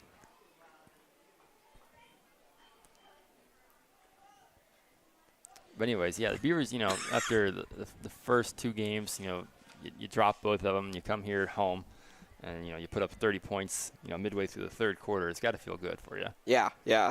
Offense had been struggling mightily the first 2 weeks, so this has to feel good knowing now that you can put together a lot of points and make a lot of successful plays. Right. Renji is going to go under center in the eye this time. Gives it to the up back, and he's met right there. Pickup of 2. I believe 34 was the first one there. Cale Fuller on the initial contact.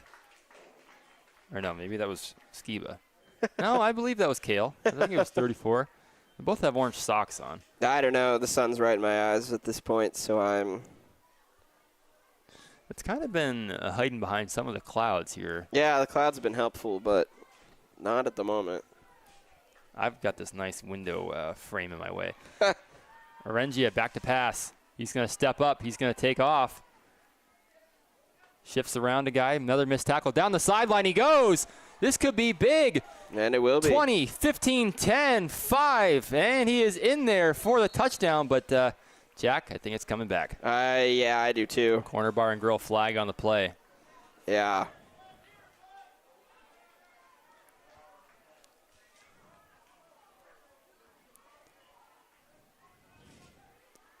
See what the official call is, but yeah, I sure think. And we got another flag. That could be on coach. Yeah, I don't think ref liked what coach over there had to say. Or maybe it was even a player. I don't know. Yeah, which is unfortunate because I think, you know, so it was a pretty clear hold. Crackback block. Oh, all right. Against the Pickers.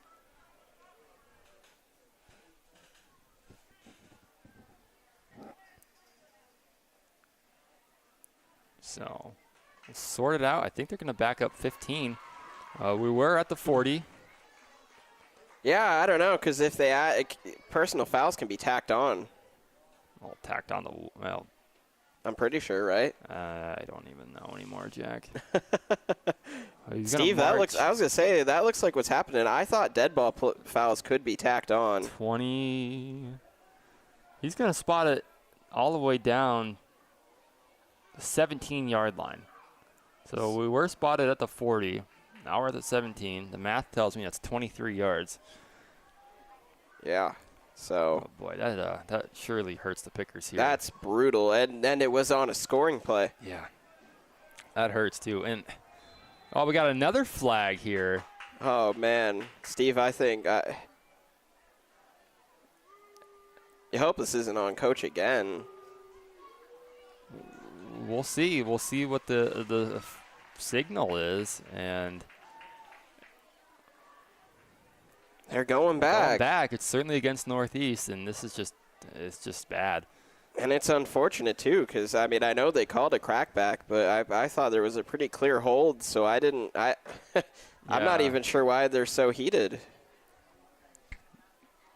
Well, I mean, I don't know. We've got third and forever here, I can tell you that. Yeah, we've got third and well over half the field, third right? And 40, I think. And, coach is still unhappy over there. And he's got to be very careful, Steve. I think he's actually getting removed. I believe the ref just pointed at him and then pointed out. If that's too unsportsmanlike, he's gone. So, yeah, I think he is gone. And I don't even know if he's the head coach, to be honest, but I think he's out of here. So, I hate to see that. And, he's probably just standing up for his players. Yeah, At least that's how it started initially. Probably was standing up for the players. Maybe upset. No, I get it. If he thought it was a bad call, he's within his rights to voice his displeasure. But when a ref is throwing a flag on you, you got to stop. You got to know when you have to shut your mouth. Right. You got to know he's heard enough. So I understand being upset at some calls. Maybe the calls didn't go your way. Now we're going to have the teams come to the sidelines. Boy, it's a mess. There's no two ways about it. It's just an absolute mess. And it's extra unfortunate, Steve, if all this has resulted in a coach. Because now you've gotten yourself thrown out. You've backed your team all the way up, dang near the length of the football field, and now you've halted the game. Yeah, and you're screwing up our soccer game. Right. Which is supposed to start in less than 20 minutes. We're not going to make it. No. I hope at this point, you might even want to put it to 7. So, yeah, the lesson to be learned here is, you can be upset, but you gotta keep your cool, right? I mean, I know you're going to bat for your players or whatever the case may be, and I don't know what he's even actually mad about. It could be this, could be that. I don't know, but we're not on the field hearing it. But at a certain point, you just got to let your players play and let the refs ref. And you're supposed to coach. That's not coaching at that point. I don't know. Yeah. We'll leave it at that. And Pickers, God bless them. They've got 3rd and 40 here. Yeah. And they're in a rough spot at this point in the game. Yeah.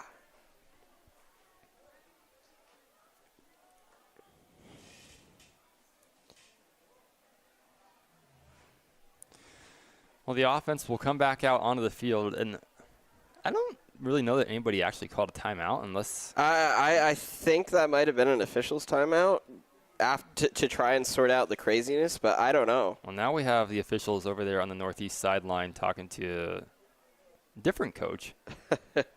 Either the actual head coach or the head coach fill-in. I don't know. I can't imagine.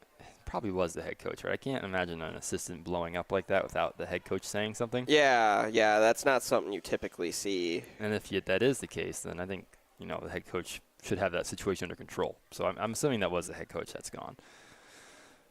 I mean, let's just get back to football, guys. I mean, come on. Right. Let's just play the game. It's middle school football. I don't know what we're doing. Yeah, and again, even if you don't like the crackback call, that's fine. I saw at least a hold. So I don't know.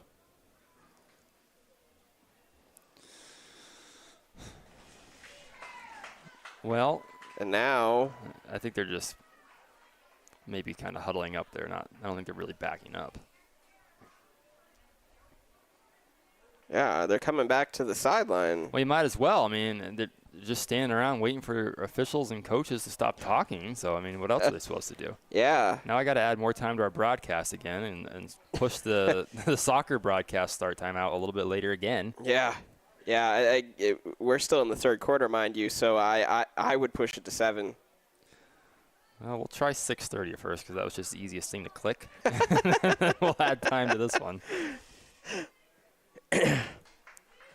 All right, officials are now coming away from the northeast sideline. Hopefully we can have this. I sure hope they don't cut this thing short. That'd be highly unfortunate for the kids. I mean, I know the outcome is probably decided, but yeah, but the kids still want to play. But yeah, I was gonna say it's not fair to the kids to cut it. All right, back to football. Here we go. Again, we're about 3rd and 40, give or take. I don't know if the extra couple matters at this point. Yeah. Going to go in the gun, Arengia. He's just going to hand it off. And that's going to be tackled in the backfield by Skiba, and that should be on the 1-yard line. Boy, Skiba's been blowing it up back there a couple different times. Yeah. And again, I'm surprised to see Northeast still trying to go around the outside. Me instead too. of more in the interior. Right. Once again, it didn't work, and you try it again, and now you're in critical safety danger. Well, hopefully they have a punting unit. They do. That's going to be number 13 to punt. That's Nick Hughes. And Wakeoff is standing at the picker 32-yard line. So I expect some extremely good field position here for the Beavers, barring any penalties or muffs. Yeah, I was going to say, really don't want a bad snap here if you're Northeast. No, it's got to be a good one. If that ball rolls out to safety, and good snap, all right. Almost got to him, though. Fielded at the 28, Wakeoff. And that's a great tackle there. Who else? Arengia. Yep. Yep. Hustled down there. Well, the Beavers will have good field position, no doubt about it. I'd say really good. I'd say great. Yeah. Tremendous, some would even suggest. Ball is spotted. What, 22-ish? 20? No. No. Further back, 27. 20, yeah, like the 27. 3:21 to go in the Cafaros Custom Butchering third quarter of play.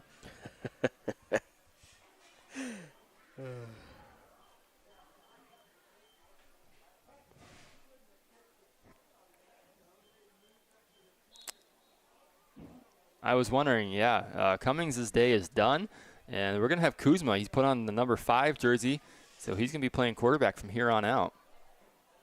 I believe that is Trotter behind him in the pistol. 3. Yeah, turn, give to Trotter. A little bit of a Euro step almost. Picked up a handful. Set up 2nd and 5. I would expect quite a bit of that here for the remainder of the game. A lot of handoffs, a lot of gives. Yeah, for sure. Keep the clock turning. Nutt will come to the sideline. That's Jacob Baker in the game now as well. Number 13.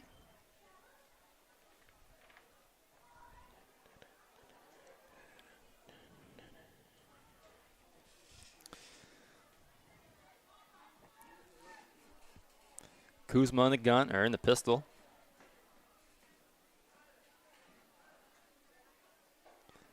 And he's going to throw the slant. It's behind the intended target of Proper. Falls incomplete. Set up 3rd down.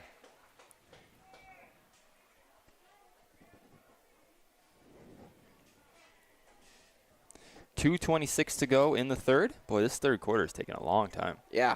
Well, we had several stoppages, and one of them was particularly long. It's just kind of funny, Jack. You're like, oh, yeah, these quarters go by pretty quick. And that's the longest quarter of football all year, I think. Yeah. Well, I mean, we've seen it in action, right? We've seen them literally go by super quick. It looked like we were going to get through that first half with like 20 minutes, and then we had all those stoppages, and then we've had even more stoppages here. Kuzma, hard count.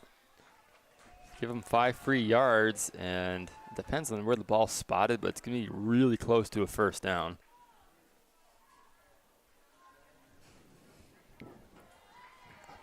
I think it's just barely short. Yeah, it looks like it's going to be literally half. I don't even know if I'd call that half a yard. Honestly, if you measured that, the nose might even be past it. Well, 3rd and inches here for the Beavers. Kuzma gives it off. And Trotter's going to be brought down in the backfield. He lost a yard. I mean, obviously you had 2 cracks at it, but you do got to be a little careful, you know. Yeah, needless trickeration doesn't work a lot. Yeah, I'd like to see you just, just get the first down and move on. Just come running downhill on that kind of play. Don't play the sidelines. Just run it downhill. Yeah. Pick up the yard. Now, I guess he lost more than I thought. Yeah, geez. 3rd and 3? Yeah. Yeah, again, that's why you just take your inches, man. The clock will wind.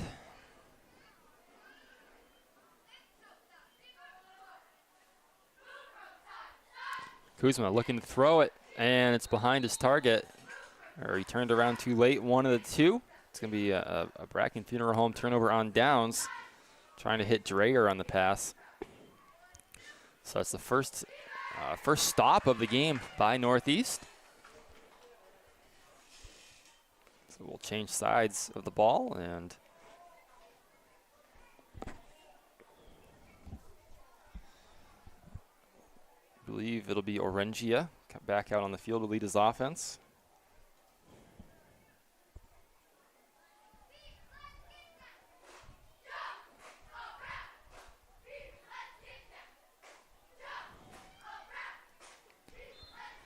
Be a minute 45 to go in the third.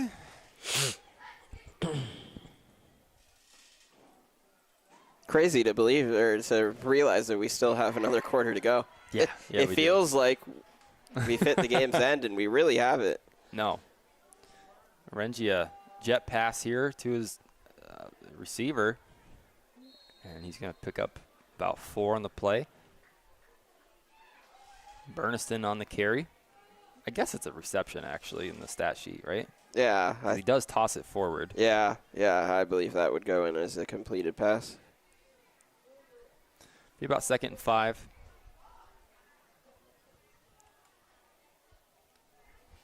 Which is smart, right? It's better to do that than it is to do a jet, a handoff. Yeah. If you drop it, it's incomplete versus if you drop the handoff, it's a fumble. Yeah, no, absolutely. Bring Burniston in motion again. It's blown dead. I think 2 men were in motion at the same time. Yeah. Should get him for offsides. Okay. Well, that'll be close to a first down. Again, it's going to depend on exactly the spot of the ball.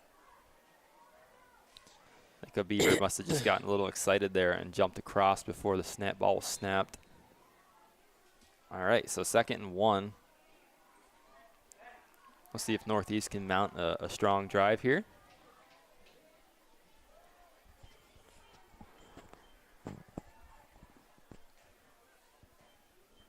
Burniston in motion. Hands it off to the halfback. And he's going to cut his way inside. Picks up a first down, close to the 40. Logan Wills there. I believe it was Cale Fuller as well. So that's a Northwest Bank first down for the Pickers.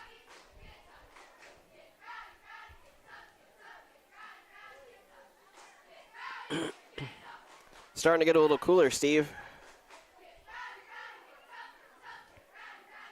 Yeah. Especially when that sun goes, behind the cloud or, as it's going down, it really cools off quick. Here's Orengia. Deep shot. Burniston on the reception, breaks a tackle, and he's brought down by John Higley at the Beaver 39-yard line. Pickers quickly on the ball. So they're running the hurry-up offense. They're going to get Beavers for too many men on the field, so it's a free play. Here goes Orengia. Up the near sideline, cuts it back inside on his feet, breaks a tackle, and that's going to be a touchdown for Cole Orengia as the buzzer expires. Buzzer goes off here in the third quarter. 1 flag on the field, but that's too many men on the field for the Beavers. Yeah. Obviously, that'll be on the Beavers. Be declined. Yeah. So they got him this time. They almost had him the first half with that jack. Remember when the false start? And they would have had it in the second half, too, before all that commotion. Right? He ran in. That was a scoring play that he ran in. Oh, yeah, right? with the crackback block. Yeah, that penalty. Yeah. So the Pickers get on the board here in the second half again. They get a 30-12 game.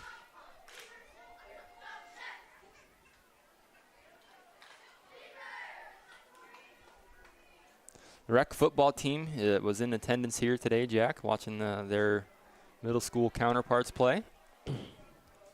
Here's a 2-point try. It's a little shovel pass right up the middle. 13, that's Hughes in there for the Carney and Ruth 2-point conversion. Nicely little drawn up play. Bring him in motion, kind of shovel it forward to him.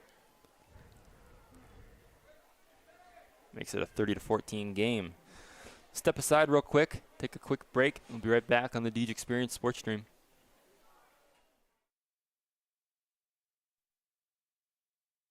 With its roots based in Corry, PA, Gladiator Law Firm is happy to provide legal services to Erie, Crawford, and Warren counties. You can look to Gladiator Law Firm for assistance with all of your legal family questions, including custody, divorce, property disputes, PFAs, and estate planning. Looking to sell your home? Looking to buy a home? Have you found yourself in a contract dispute? Are you trying to start a new business? Contact Gladiator Law Firm today at 814-663-1108. Gladiator Law Firm, a local firm providing for your local needs.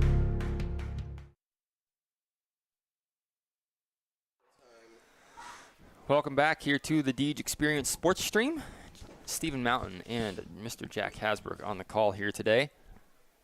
Pickers not going away quite yet as they get on the board again, make it a 2-score game. Yeah, I don't know about 2 scores. It's 2 scores, 30-14. That's real. Yeah. Well, Corry missed their last 2-point conversion. You're and right, Northeast just got theirs. Yeah. We are at the start of the K&E Surveyors' 4th quarter. 8 minutes to go exactly. It's going to be number 1, Jake McGuigan. Nice to see he's back after the... Yeah, he did get injured earlier, didn't he? Yeah, a little stinger. Onside kick. High bounce. Oh! Ooh. And a Beaver did get it. Ooh. Nice grab there by the Beaver. Because that... Braylon Dreyer. That could have been a very unfavorable bounce. But all of a sudden, it took a sky-high bounce over the top of somebody's head out there. Yeah. Do you put Cummings back in, Jack, or do you let the you let the youngster? I know they're all young. I don't know. 2-score game. I mean, yeah. It's not out Now of that reach. it's back down to 2 scores, I'm probably putting him back in. He's going to stay on the sideline for now, and I suppose if they need him, he'll go back in. I know these quarters are short, but we've seen how they can be elongated. So unless your plan as the Beavers is to kill as much clock as you can here, then I would have put him back in. Well, it's going to be Kuzma getting a crack at it. Split backfield behind him. He hands it off. That's Nutt. And he's going to lose a yard on the carry.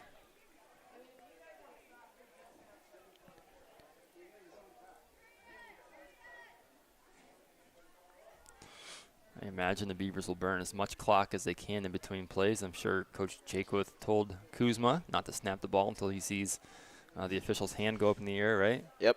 And I think that's 10 seconds. And then he starts going with the yeah. arm motion for 5. Yeah. At least I think, anyways. Could be totally wrong. Well, that's what they're doing so far, taking their time in the huddle.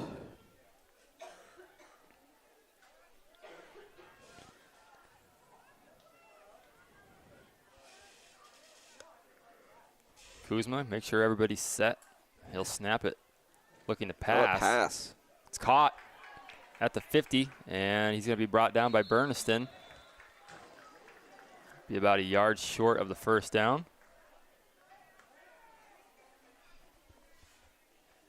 More like 3 yards. What? How? You said a yard short of the first down? Yeah. Oh yeah. I don't know. They spotted him back at the 49. Okay. I could have swore he was really close to the sticks there. Yeah, I don't know. Whatever. I don't know what happened there. Irrelevant. That was Dreyer on the reception. Yeah, that's going to be a false start. Yeah. To 2 Beavers went. Well, that makes it 3rd and 8. A lot harder to convert that than 3rd and 3. And it stops clock. True, it does. Well, the clock winds, so it doesn't stop it very long, apparently. Which is weird, right? I mean, I feel like that shouldn't really be the case because... Yeah, I didn't think we hit mercy rule. No, it's... I don't know. Whatever. Kuzma in the gun. Trotter in the backfield with him. Hands it off to Trotter, and he's met in the backfield, wrapped up, and the whistles will blow. That was Murdoch Bannister. Brought him down for a 2-yard loss.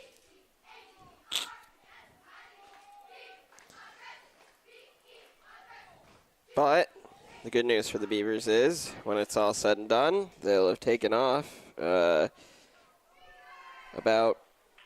3 minutes. Yeah, it should be by the time. I didn't see a punter come on the field unless he was already out there, and they're going to line it up to go. Oh, okay. See if they actually snap it or if they try and draw him off sides. Be interesting to go for it here. Yeah, not something I would do unless I literally don't have a punter. Well, here we go. Under pressure. Needs to be brought down for a big loss. Big 77 on the tackle. And again, I don't have his name. And there's a Beaver down. It's a big lifted health sack. And yeah, injured Beaver. So we'll take a Corey Manor injury timeout now. And we'll be back. 4:57 to go in the game.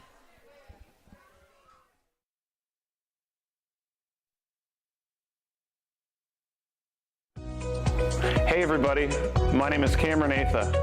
I am the lead pastor here at Harvest Community Church, right here in Corry, PA, inviting you to come hear the glorious gospel of Jesus Christ. Here at Harvest, we live on mission to love God, to love others, and to make disciples. We hope to see you this Sunday at 627 Worth Street in Corry, PA.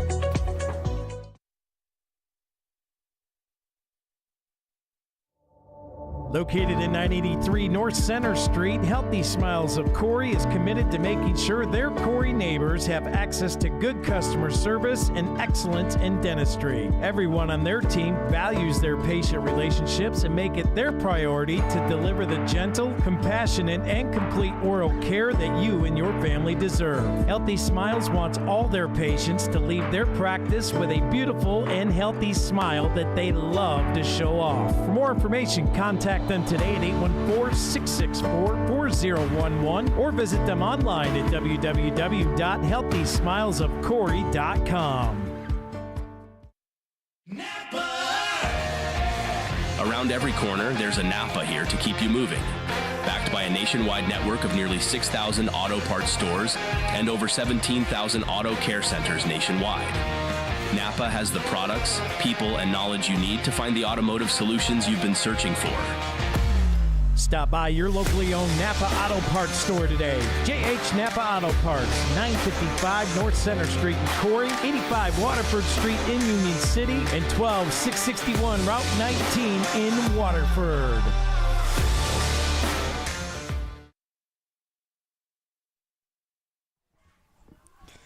Welcome back to the Deej Experience Sports Stream.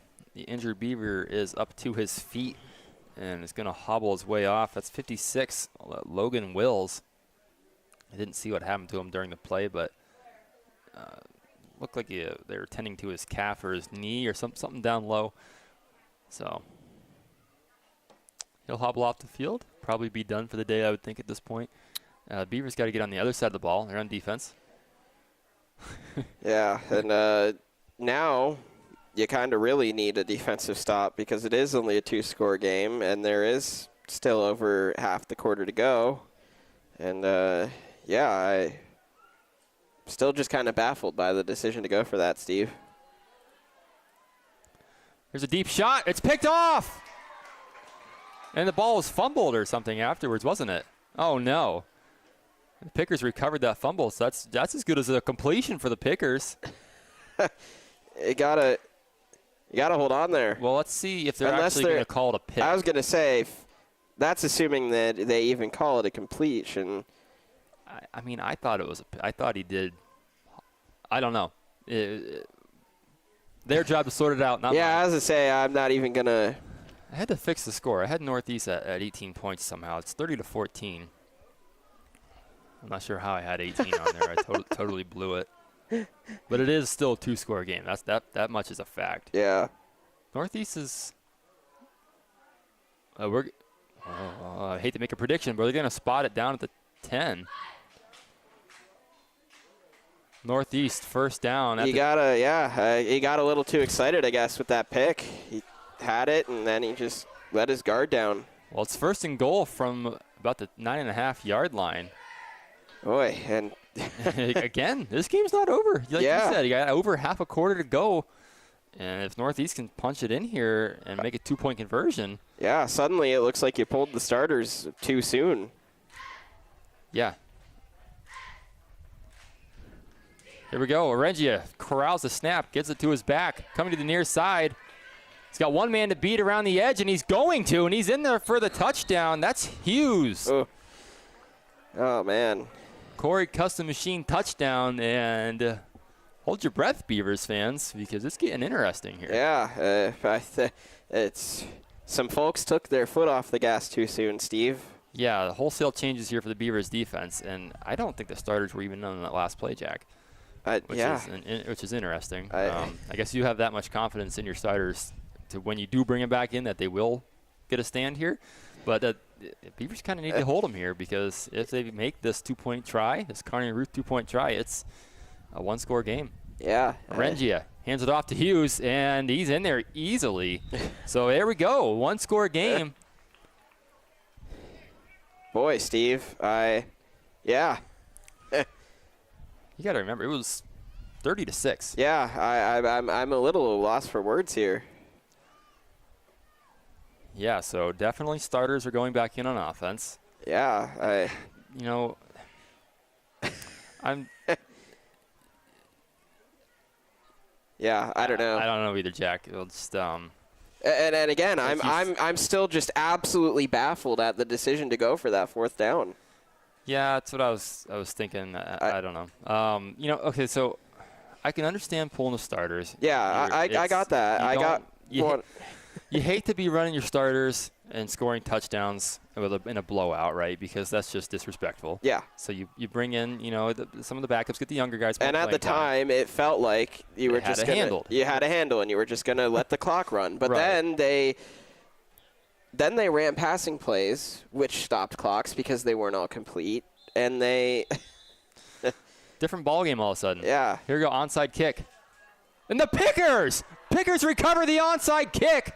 And, I mean, you've got to be alert to that. They've been doing onside kicks all game. New life over there in the Picker Nation sideline. Yeah, Steve. And I think that's what Coach Jakewith is saying right now is. I don't understand. Well. I'm baffled, Steve. Dude, Jack, the amount of events that have gone on during this game, really from pregame to now, it's just insane. Yeah. The late start, the refs not being here because of the time change for the game start. Which was made days in advance. The goofiness of the end of the second quarter, how long that took. A coach getting thrown out. Thrown out of the game, that taking forever. Soccer game should have started 10 minutes ago. We still have over half the fourth quarter to go. Yeah. 4:30 to go. Yeah. This is unlike any game I've ever seen. Orengia rolls to his right, looking for the edge. And he's going to be not destroyed, breaks out of the tackle. Oh, he's still on his feet, and he's finally brought down. Boy, I thought he was going to sneak away again. And it is a big loss on the play. But for a second there. For a second, it did look like he got away. And he's been a one-man workhorse, Steve. The kid's playing his heart out there. I mean, he's carrying the Pickers on his back. But, I mean, again, it just – I'm still just baffled that this is a game. And even on that last drive, go back to the goofiness. The interception and then fumble on the same play to give the Pickers basically a 40-yard completion. Right. Or 30-yard. It's just goofy, man. I don't know what's in the air today. Here we go. Orengia looking to throw it under pressure. He's going to take off now. He's going to throw it beyond the line. It's picked off. Nutt. There we go. Intercepts him at the 43-yard line. And you're right. I do believe he was beyond the line. Yeah, he definitely was, but but works out for the Beavers anyway. Bracken Funeral Home turnover right when they needed it. But frankly, Steve, I'm bringing the starters out. Yeah, Cummings is going back out there. You have to. It's a one-score game. Yeah. You'd be crazy to not send the starters out. Yeah, I mean, I'm still trying to kill clock, but you've got to do it with your starters. Yeah. Missing one Beaver out there. We'll get him in. Forspring will come sprinting in. He'll get the play from Proper. And now he'll line up. 3:30 to go in the game. I hope Dewey's watching this and seeing what kind of game he's missing. Cummings back to pass. Gets it to Wakehoff. He's got some blockers in front of him. Hope he doesn't outrun him. And he picks up the first down, and we have a flag on the play. Are they going to get somebody for a late hit? I don't know. It didn't look that late to me. No, it didn't. I can't believe it if that would be the call. Are they going to say it was a high hit? Because even then I didn't see anything hit his head. Well, let's see. It looks like he's ready Maybe to horse it horsepower? off backwards. So blindside block against the Beavers. Okay. Interesting. That's a spot foul, so... Well, that's a 15-yard penalty from the spot. Yeah. So I guess you might as well just treat it as a small sack. Well, no, because that's down not, yeah, still, yeah, so not even really. I mean, basically the play didn't happen. Yeah. I mean, 1st and 13, a couple 3 yards. Yeah, how often do you see that? And I'll tell you the truth, I didn't see a blindside block there either. I was going to say, I didn't see that at all. Here's the pitch to Wakehoff going around the left side. Looking for a lane. He's going to bounce it outside. Stay in bounds.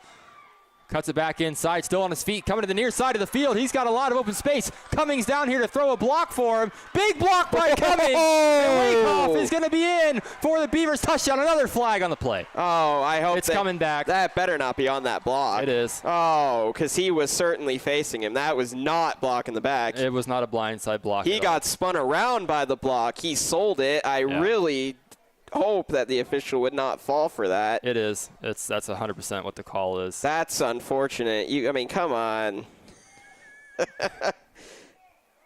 Now, I understand that they want to protect a guy.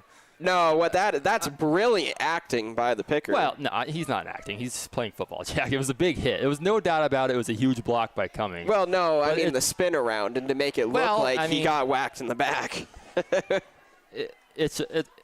Because what it was just a big block. I mean, okay, so that flag came from an official way back behind the play. He probably just saw a huge collision. I disagree with the call. I think everybody else does too. Yeah, it's bad. It is what it is. It takes off.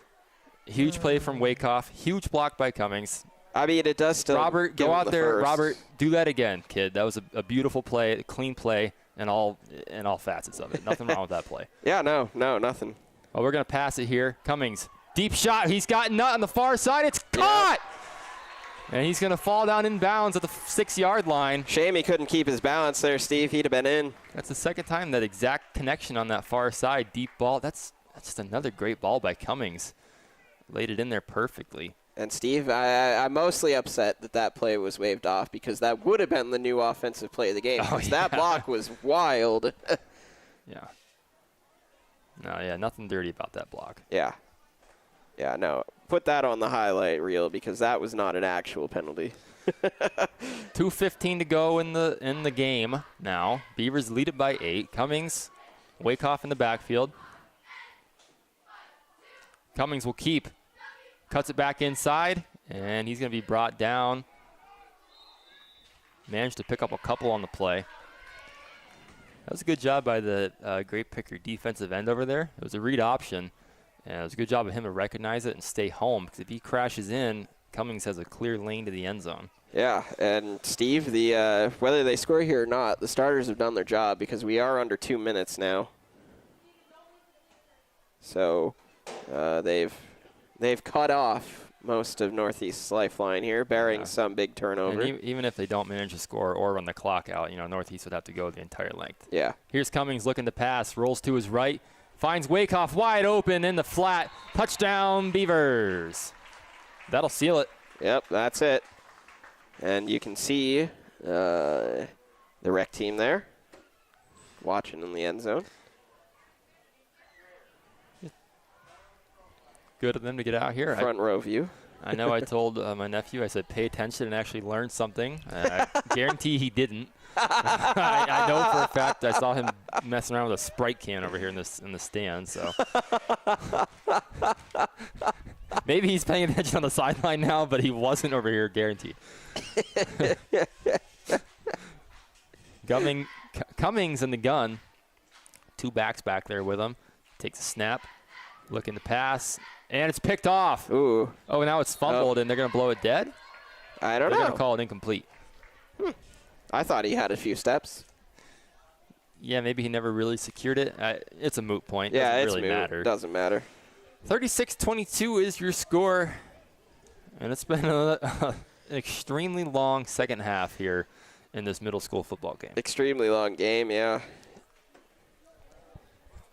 Yeah, So- mind you, we're supposed to be 16 minutes into a soccer game.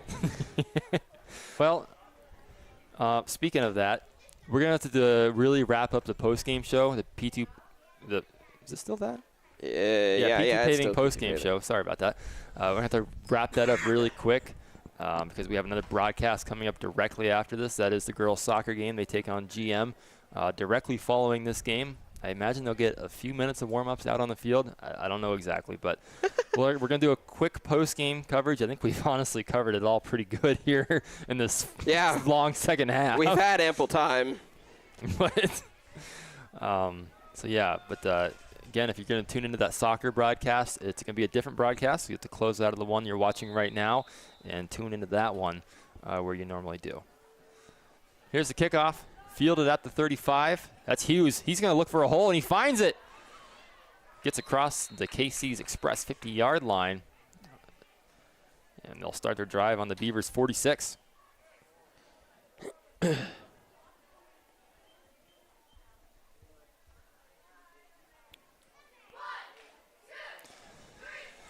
So minute 13. I think they have all 3 timeouts. Yeah, I don't think a timeout's been used officially.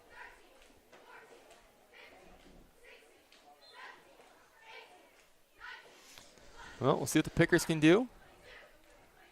Cheerleaders down there doing jumping jacks for each score. They've got quite a bit to do there. They've certainly got a workout in today. Yeah, no doubt about it. Well, here we go. Orengia in the gun. Brings the man in motion. That's Hughes. Takes a snap. He's looking to pass. He's going to take off.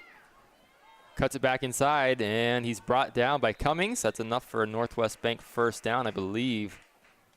No, it's going to be just shy. We've got a timeout here. Jim's Automotive timeout from the Pickers.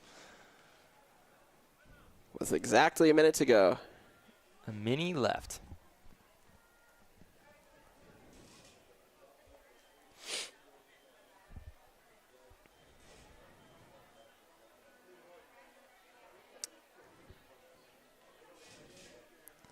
Steve, I've been looking around to see if I could find the soccer teams hanging out anywhere. Well, the Corry team was over here on the just past the end zone. I don't know where the GM soccer team went. They must be towards our left where we can't see them. Yeah. Maybe on the practice field somewhere. Yeah, they're over by the practice field. We'll have to see how long they give them the warm-up. It probably will be a full warm-up, I would think. I think they have to do that.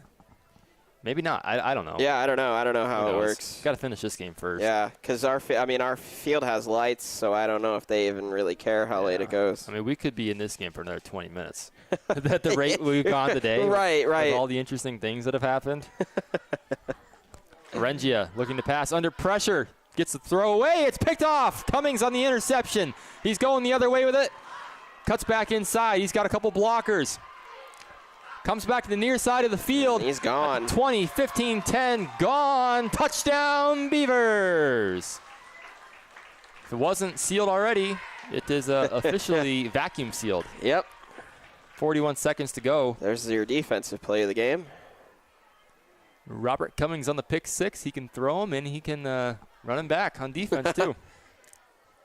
Yeah, and this has really been a breakout game for Cummings. He hasn't really had much time to do much offensively in those first 2 weeks. So, it's nice to see him leaving a mark both offensively and defensively. Really just reminds you how good a player he is. Yeah, no doubt about it. And Steve, that took off 19 seconds. Well, it's been a fun game. I mean, you can't deny it. It's been a fun game. Oh, yeah. This has been one of the wildest roller coasters ever. Well, would you believe that just mere 10 minutes ago it was a one-score game after being like a 3 or 4 score game? Here's the handoff, and it's blown up in the backfield. Big 77 in there on the tackle. Again, we don't have his name, but it might be Zach Howell. He's listed as 76. I don't know if there's a 76 out there. Might be Zach Howell. That was Vargas on the carry. So the 2-point try is no good. We'll stay at 42-22, and I'm going to guess that'll be the final score, but I don't know. Yeah, I don't know. I really don't know. And back to work they go. Oh, man, and I got to do 42 jumping jacks.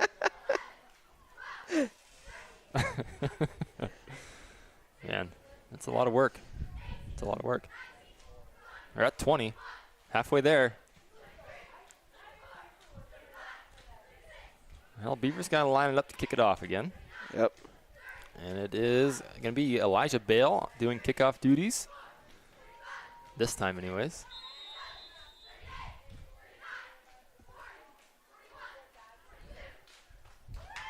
Beats it.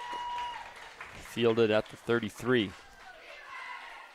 And he's going to be met at the 40 by about 5 Beavers. And that's where they'll start their drive.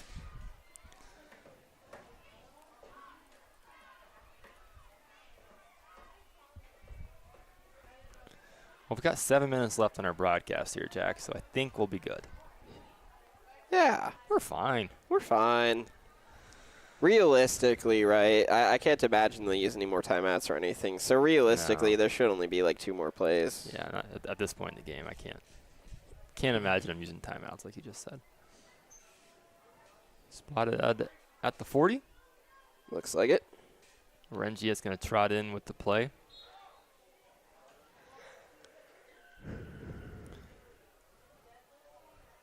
I think it's going to be a lot of tigered Northeast Grape pickers after today. They don't have as many subs as Corry does. And, a lot of those, Corry, subbed a lot of guys out in that third quarter. So they didn't play as much of the full game. But Northeast kids, they've been out there really the entire game. Here's a handoff. Hughes. And he's going to break a tackle. Oh, nice. He's going to get around to the outside. And tiptoes down the sideline. Stays in bounds. 20, 15, 10, 5. Touchdown Pickers. And I'm just in disbelief here at the wild absurdness of this game. Neither team will stop scoring. Point blank, I think this is my favorite broadcast I've ever done. I've got to be honest. This is absolute insanity. I've never seen a game like this, Steve. I thought they might throw a flag for a crackback block. You probably could have. You could have gotten him for a hold too, but I guess at this point, why? Yeah, I mean, I don't know. It wasn't a very violent one. I think he pulled up. That's probably why they didn't call it. So I think he held up quite a bit. Really just, there was contact, just slowed him down instead of really blowing him up, which is why that rule exists. It's a good rule. Don't get me wrong. I think that's a great rule. Yeah. Oh, yeah. Beautiful rule. And a lot of injuries on plays like that. Here's a Rengia. Shovel pass again. That's Hughes. Why not? Let him do some more work. Yeah. In there for 2. Connie and Ruth 2-point try is good. 42-30, and my prediction from like 2 minutes ago was wrong when I said I think that was going to be the final score of the game. Yeah, and there's no point in predicting this is the final score either, because I fully expect one more score either on this kickoff or the play after. No matter who recovers it, it'll be an onside. We know that much. I wouldn't surprise Corry to score on a kneel down. I mean, you know, it's just absurd. We thought we were good with 7 minutes. I know. We're pushing it. We're down to 4. You know, we're going to do some. I was going to say, we might as well start some of the post-game ceremonies now. Start our P2 paving post-game ceremony right now, just because we're short on time, folks. Yeah. Healthy smiles of Corry, offensive play of the game. The whole freaking game? I don't know. Yeah, I agree. Take your pick of the litter. I've seen so many insane offensive plays today that I don't know how you could theoretically pick. Well, okay, actually, I do think the one in the second half where Cummings rolled to his left and got Nutt in the corner. For the 2-point I do try. think that was – well, no, that was a score. That was a touchdown. You're right. That was a touchdown. I do think that was probably the most impressive in the line of impressive scores, so let's go with that. Yeah, there's your healthy smiles offensive play of the game. Here comes the kick. It's going to be booted out of bounds. It's going to stay in. No, it's going to roll out. There we go. So Beavers will start at the 35. But defensive play of the game brought to us by Kitchen Village. We saw it. You called it out. Robert Cummings on the pick 6, right? Yep. It happened, 5-10 minutes ago? Yeah, I don't know. But he took it, intercepted it down about the 35-yard line, took it all the way back to the house, 65-yard pick 6. Crotty Chevrolet, player of the game. There's like 4 or 5 kids you could call out. Cummings, Nutt, Wakeoff, Trotter. Skiba has some big defensive plays. Skiba's been big on defense. Honestly, you could give it to so many Beavers. I can't even pick one. Yeah. Like we're going to go with all those guys. Yeah. Community DH Experience player of the game because they all earned it. Crotty Chevrolet player of the game. Yeah. DH Experience Sportsmanship Award. Go. That's going to number 2. Yeah. I've got 2 guys. I got Colorengia. Who do you have? Hughes. Hughes had that big, huge touchdown here just a moment ago. A couple different 2-point tries. He had a nice game. So that's going to wrap up our coverage here for this middle school game. A fun one, a crazy one, a fun one, a goofy one. I haven't seen anything like that in a long time, Jack. Yeah, I don't know if this girls soccer game can top it, but I certainly welcome it to try because if it does, then it'll be the most insane soccer game I've ever seen. Yeah, tune in, folks. Tune in. I see Coach Jeff Goodwill in the stands here checking out his middle school team. Great to see him in attendance. Well, and his daughter's on the girls' varsity team, Mara Goodwill. So he's watching that, too. So for Jack Hasbrook, I'm Stephen Mountain. Thanks for tuning in to a fun one, folks. Tune in again to the DH Experience in just a moment for a fun soccer game. Yeah, see you in a minute.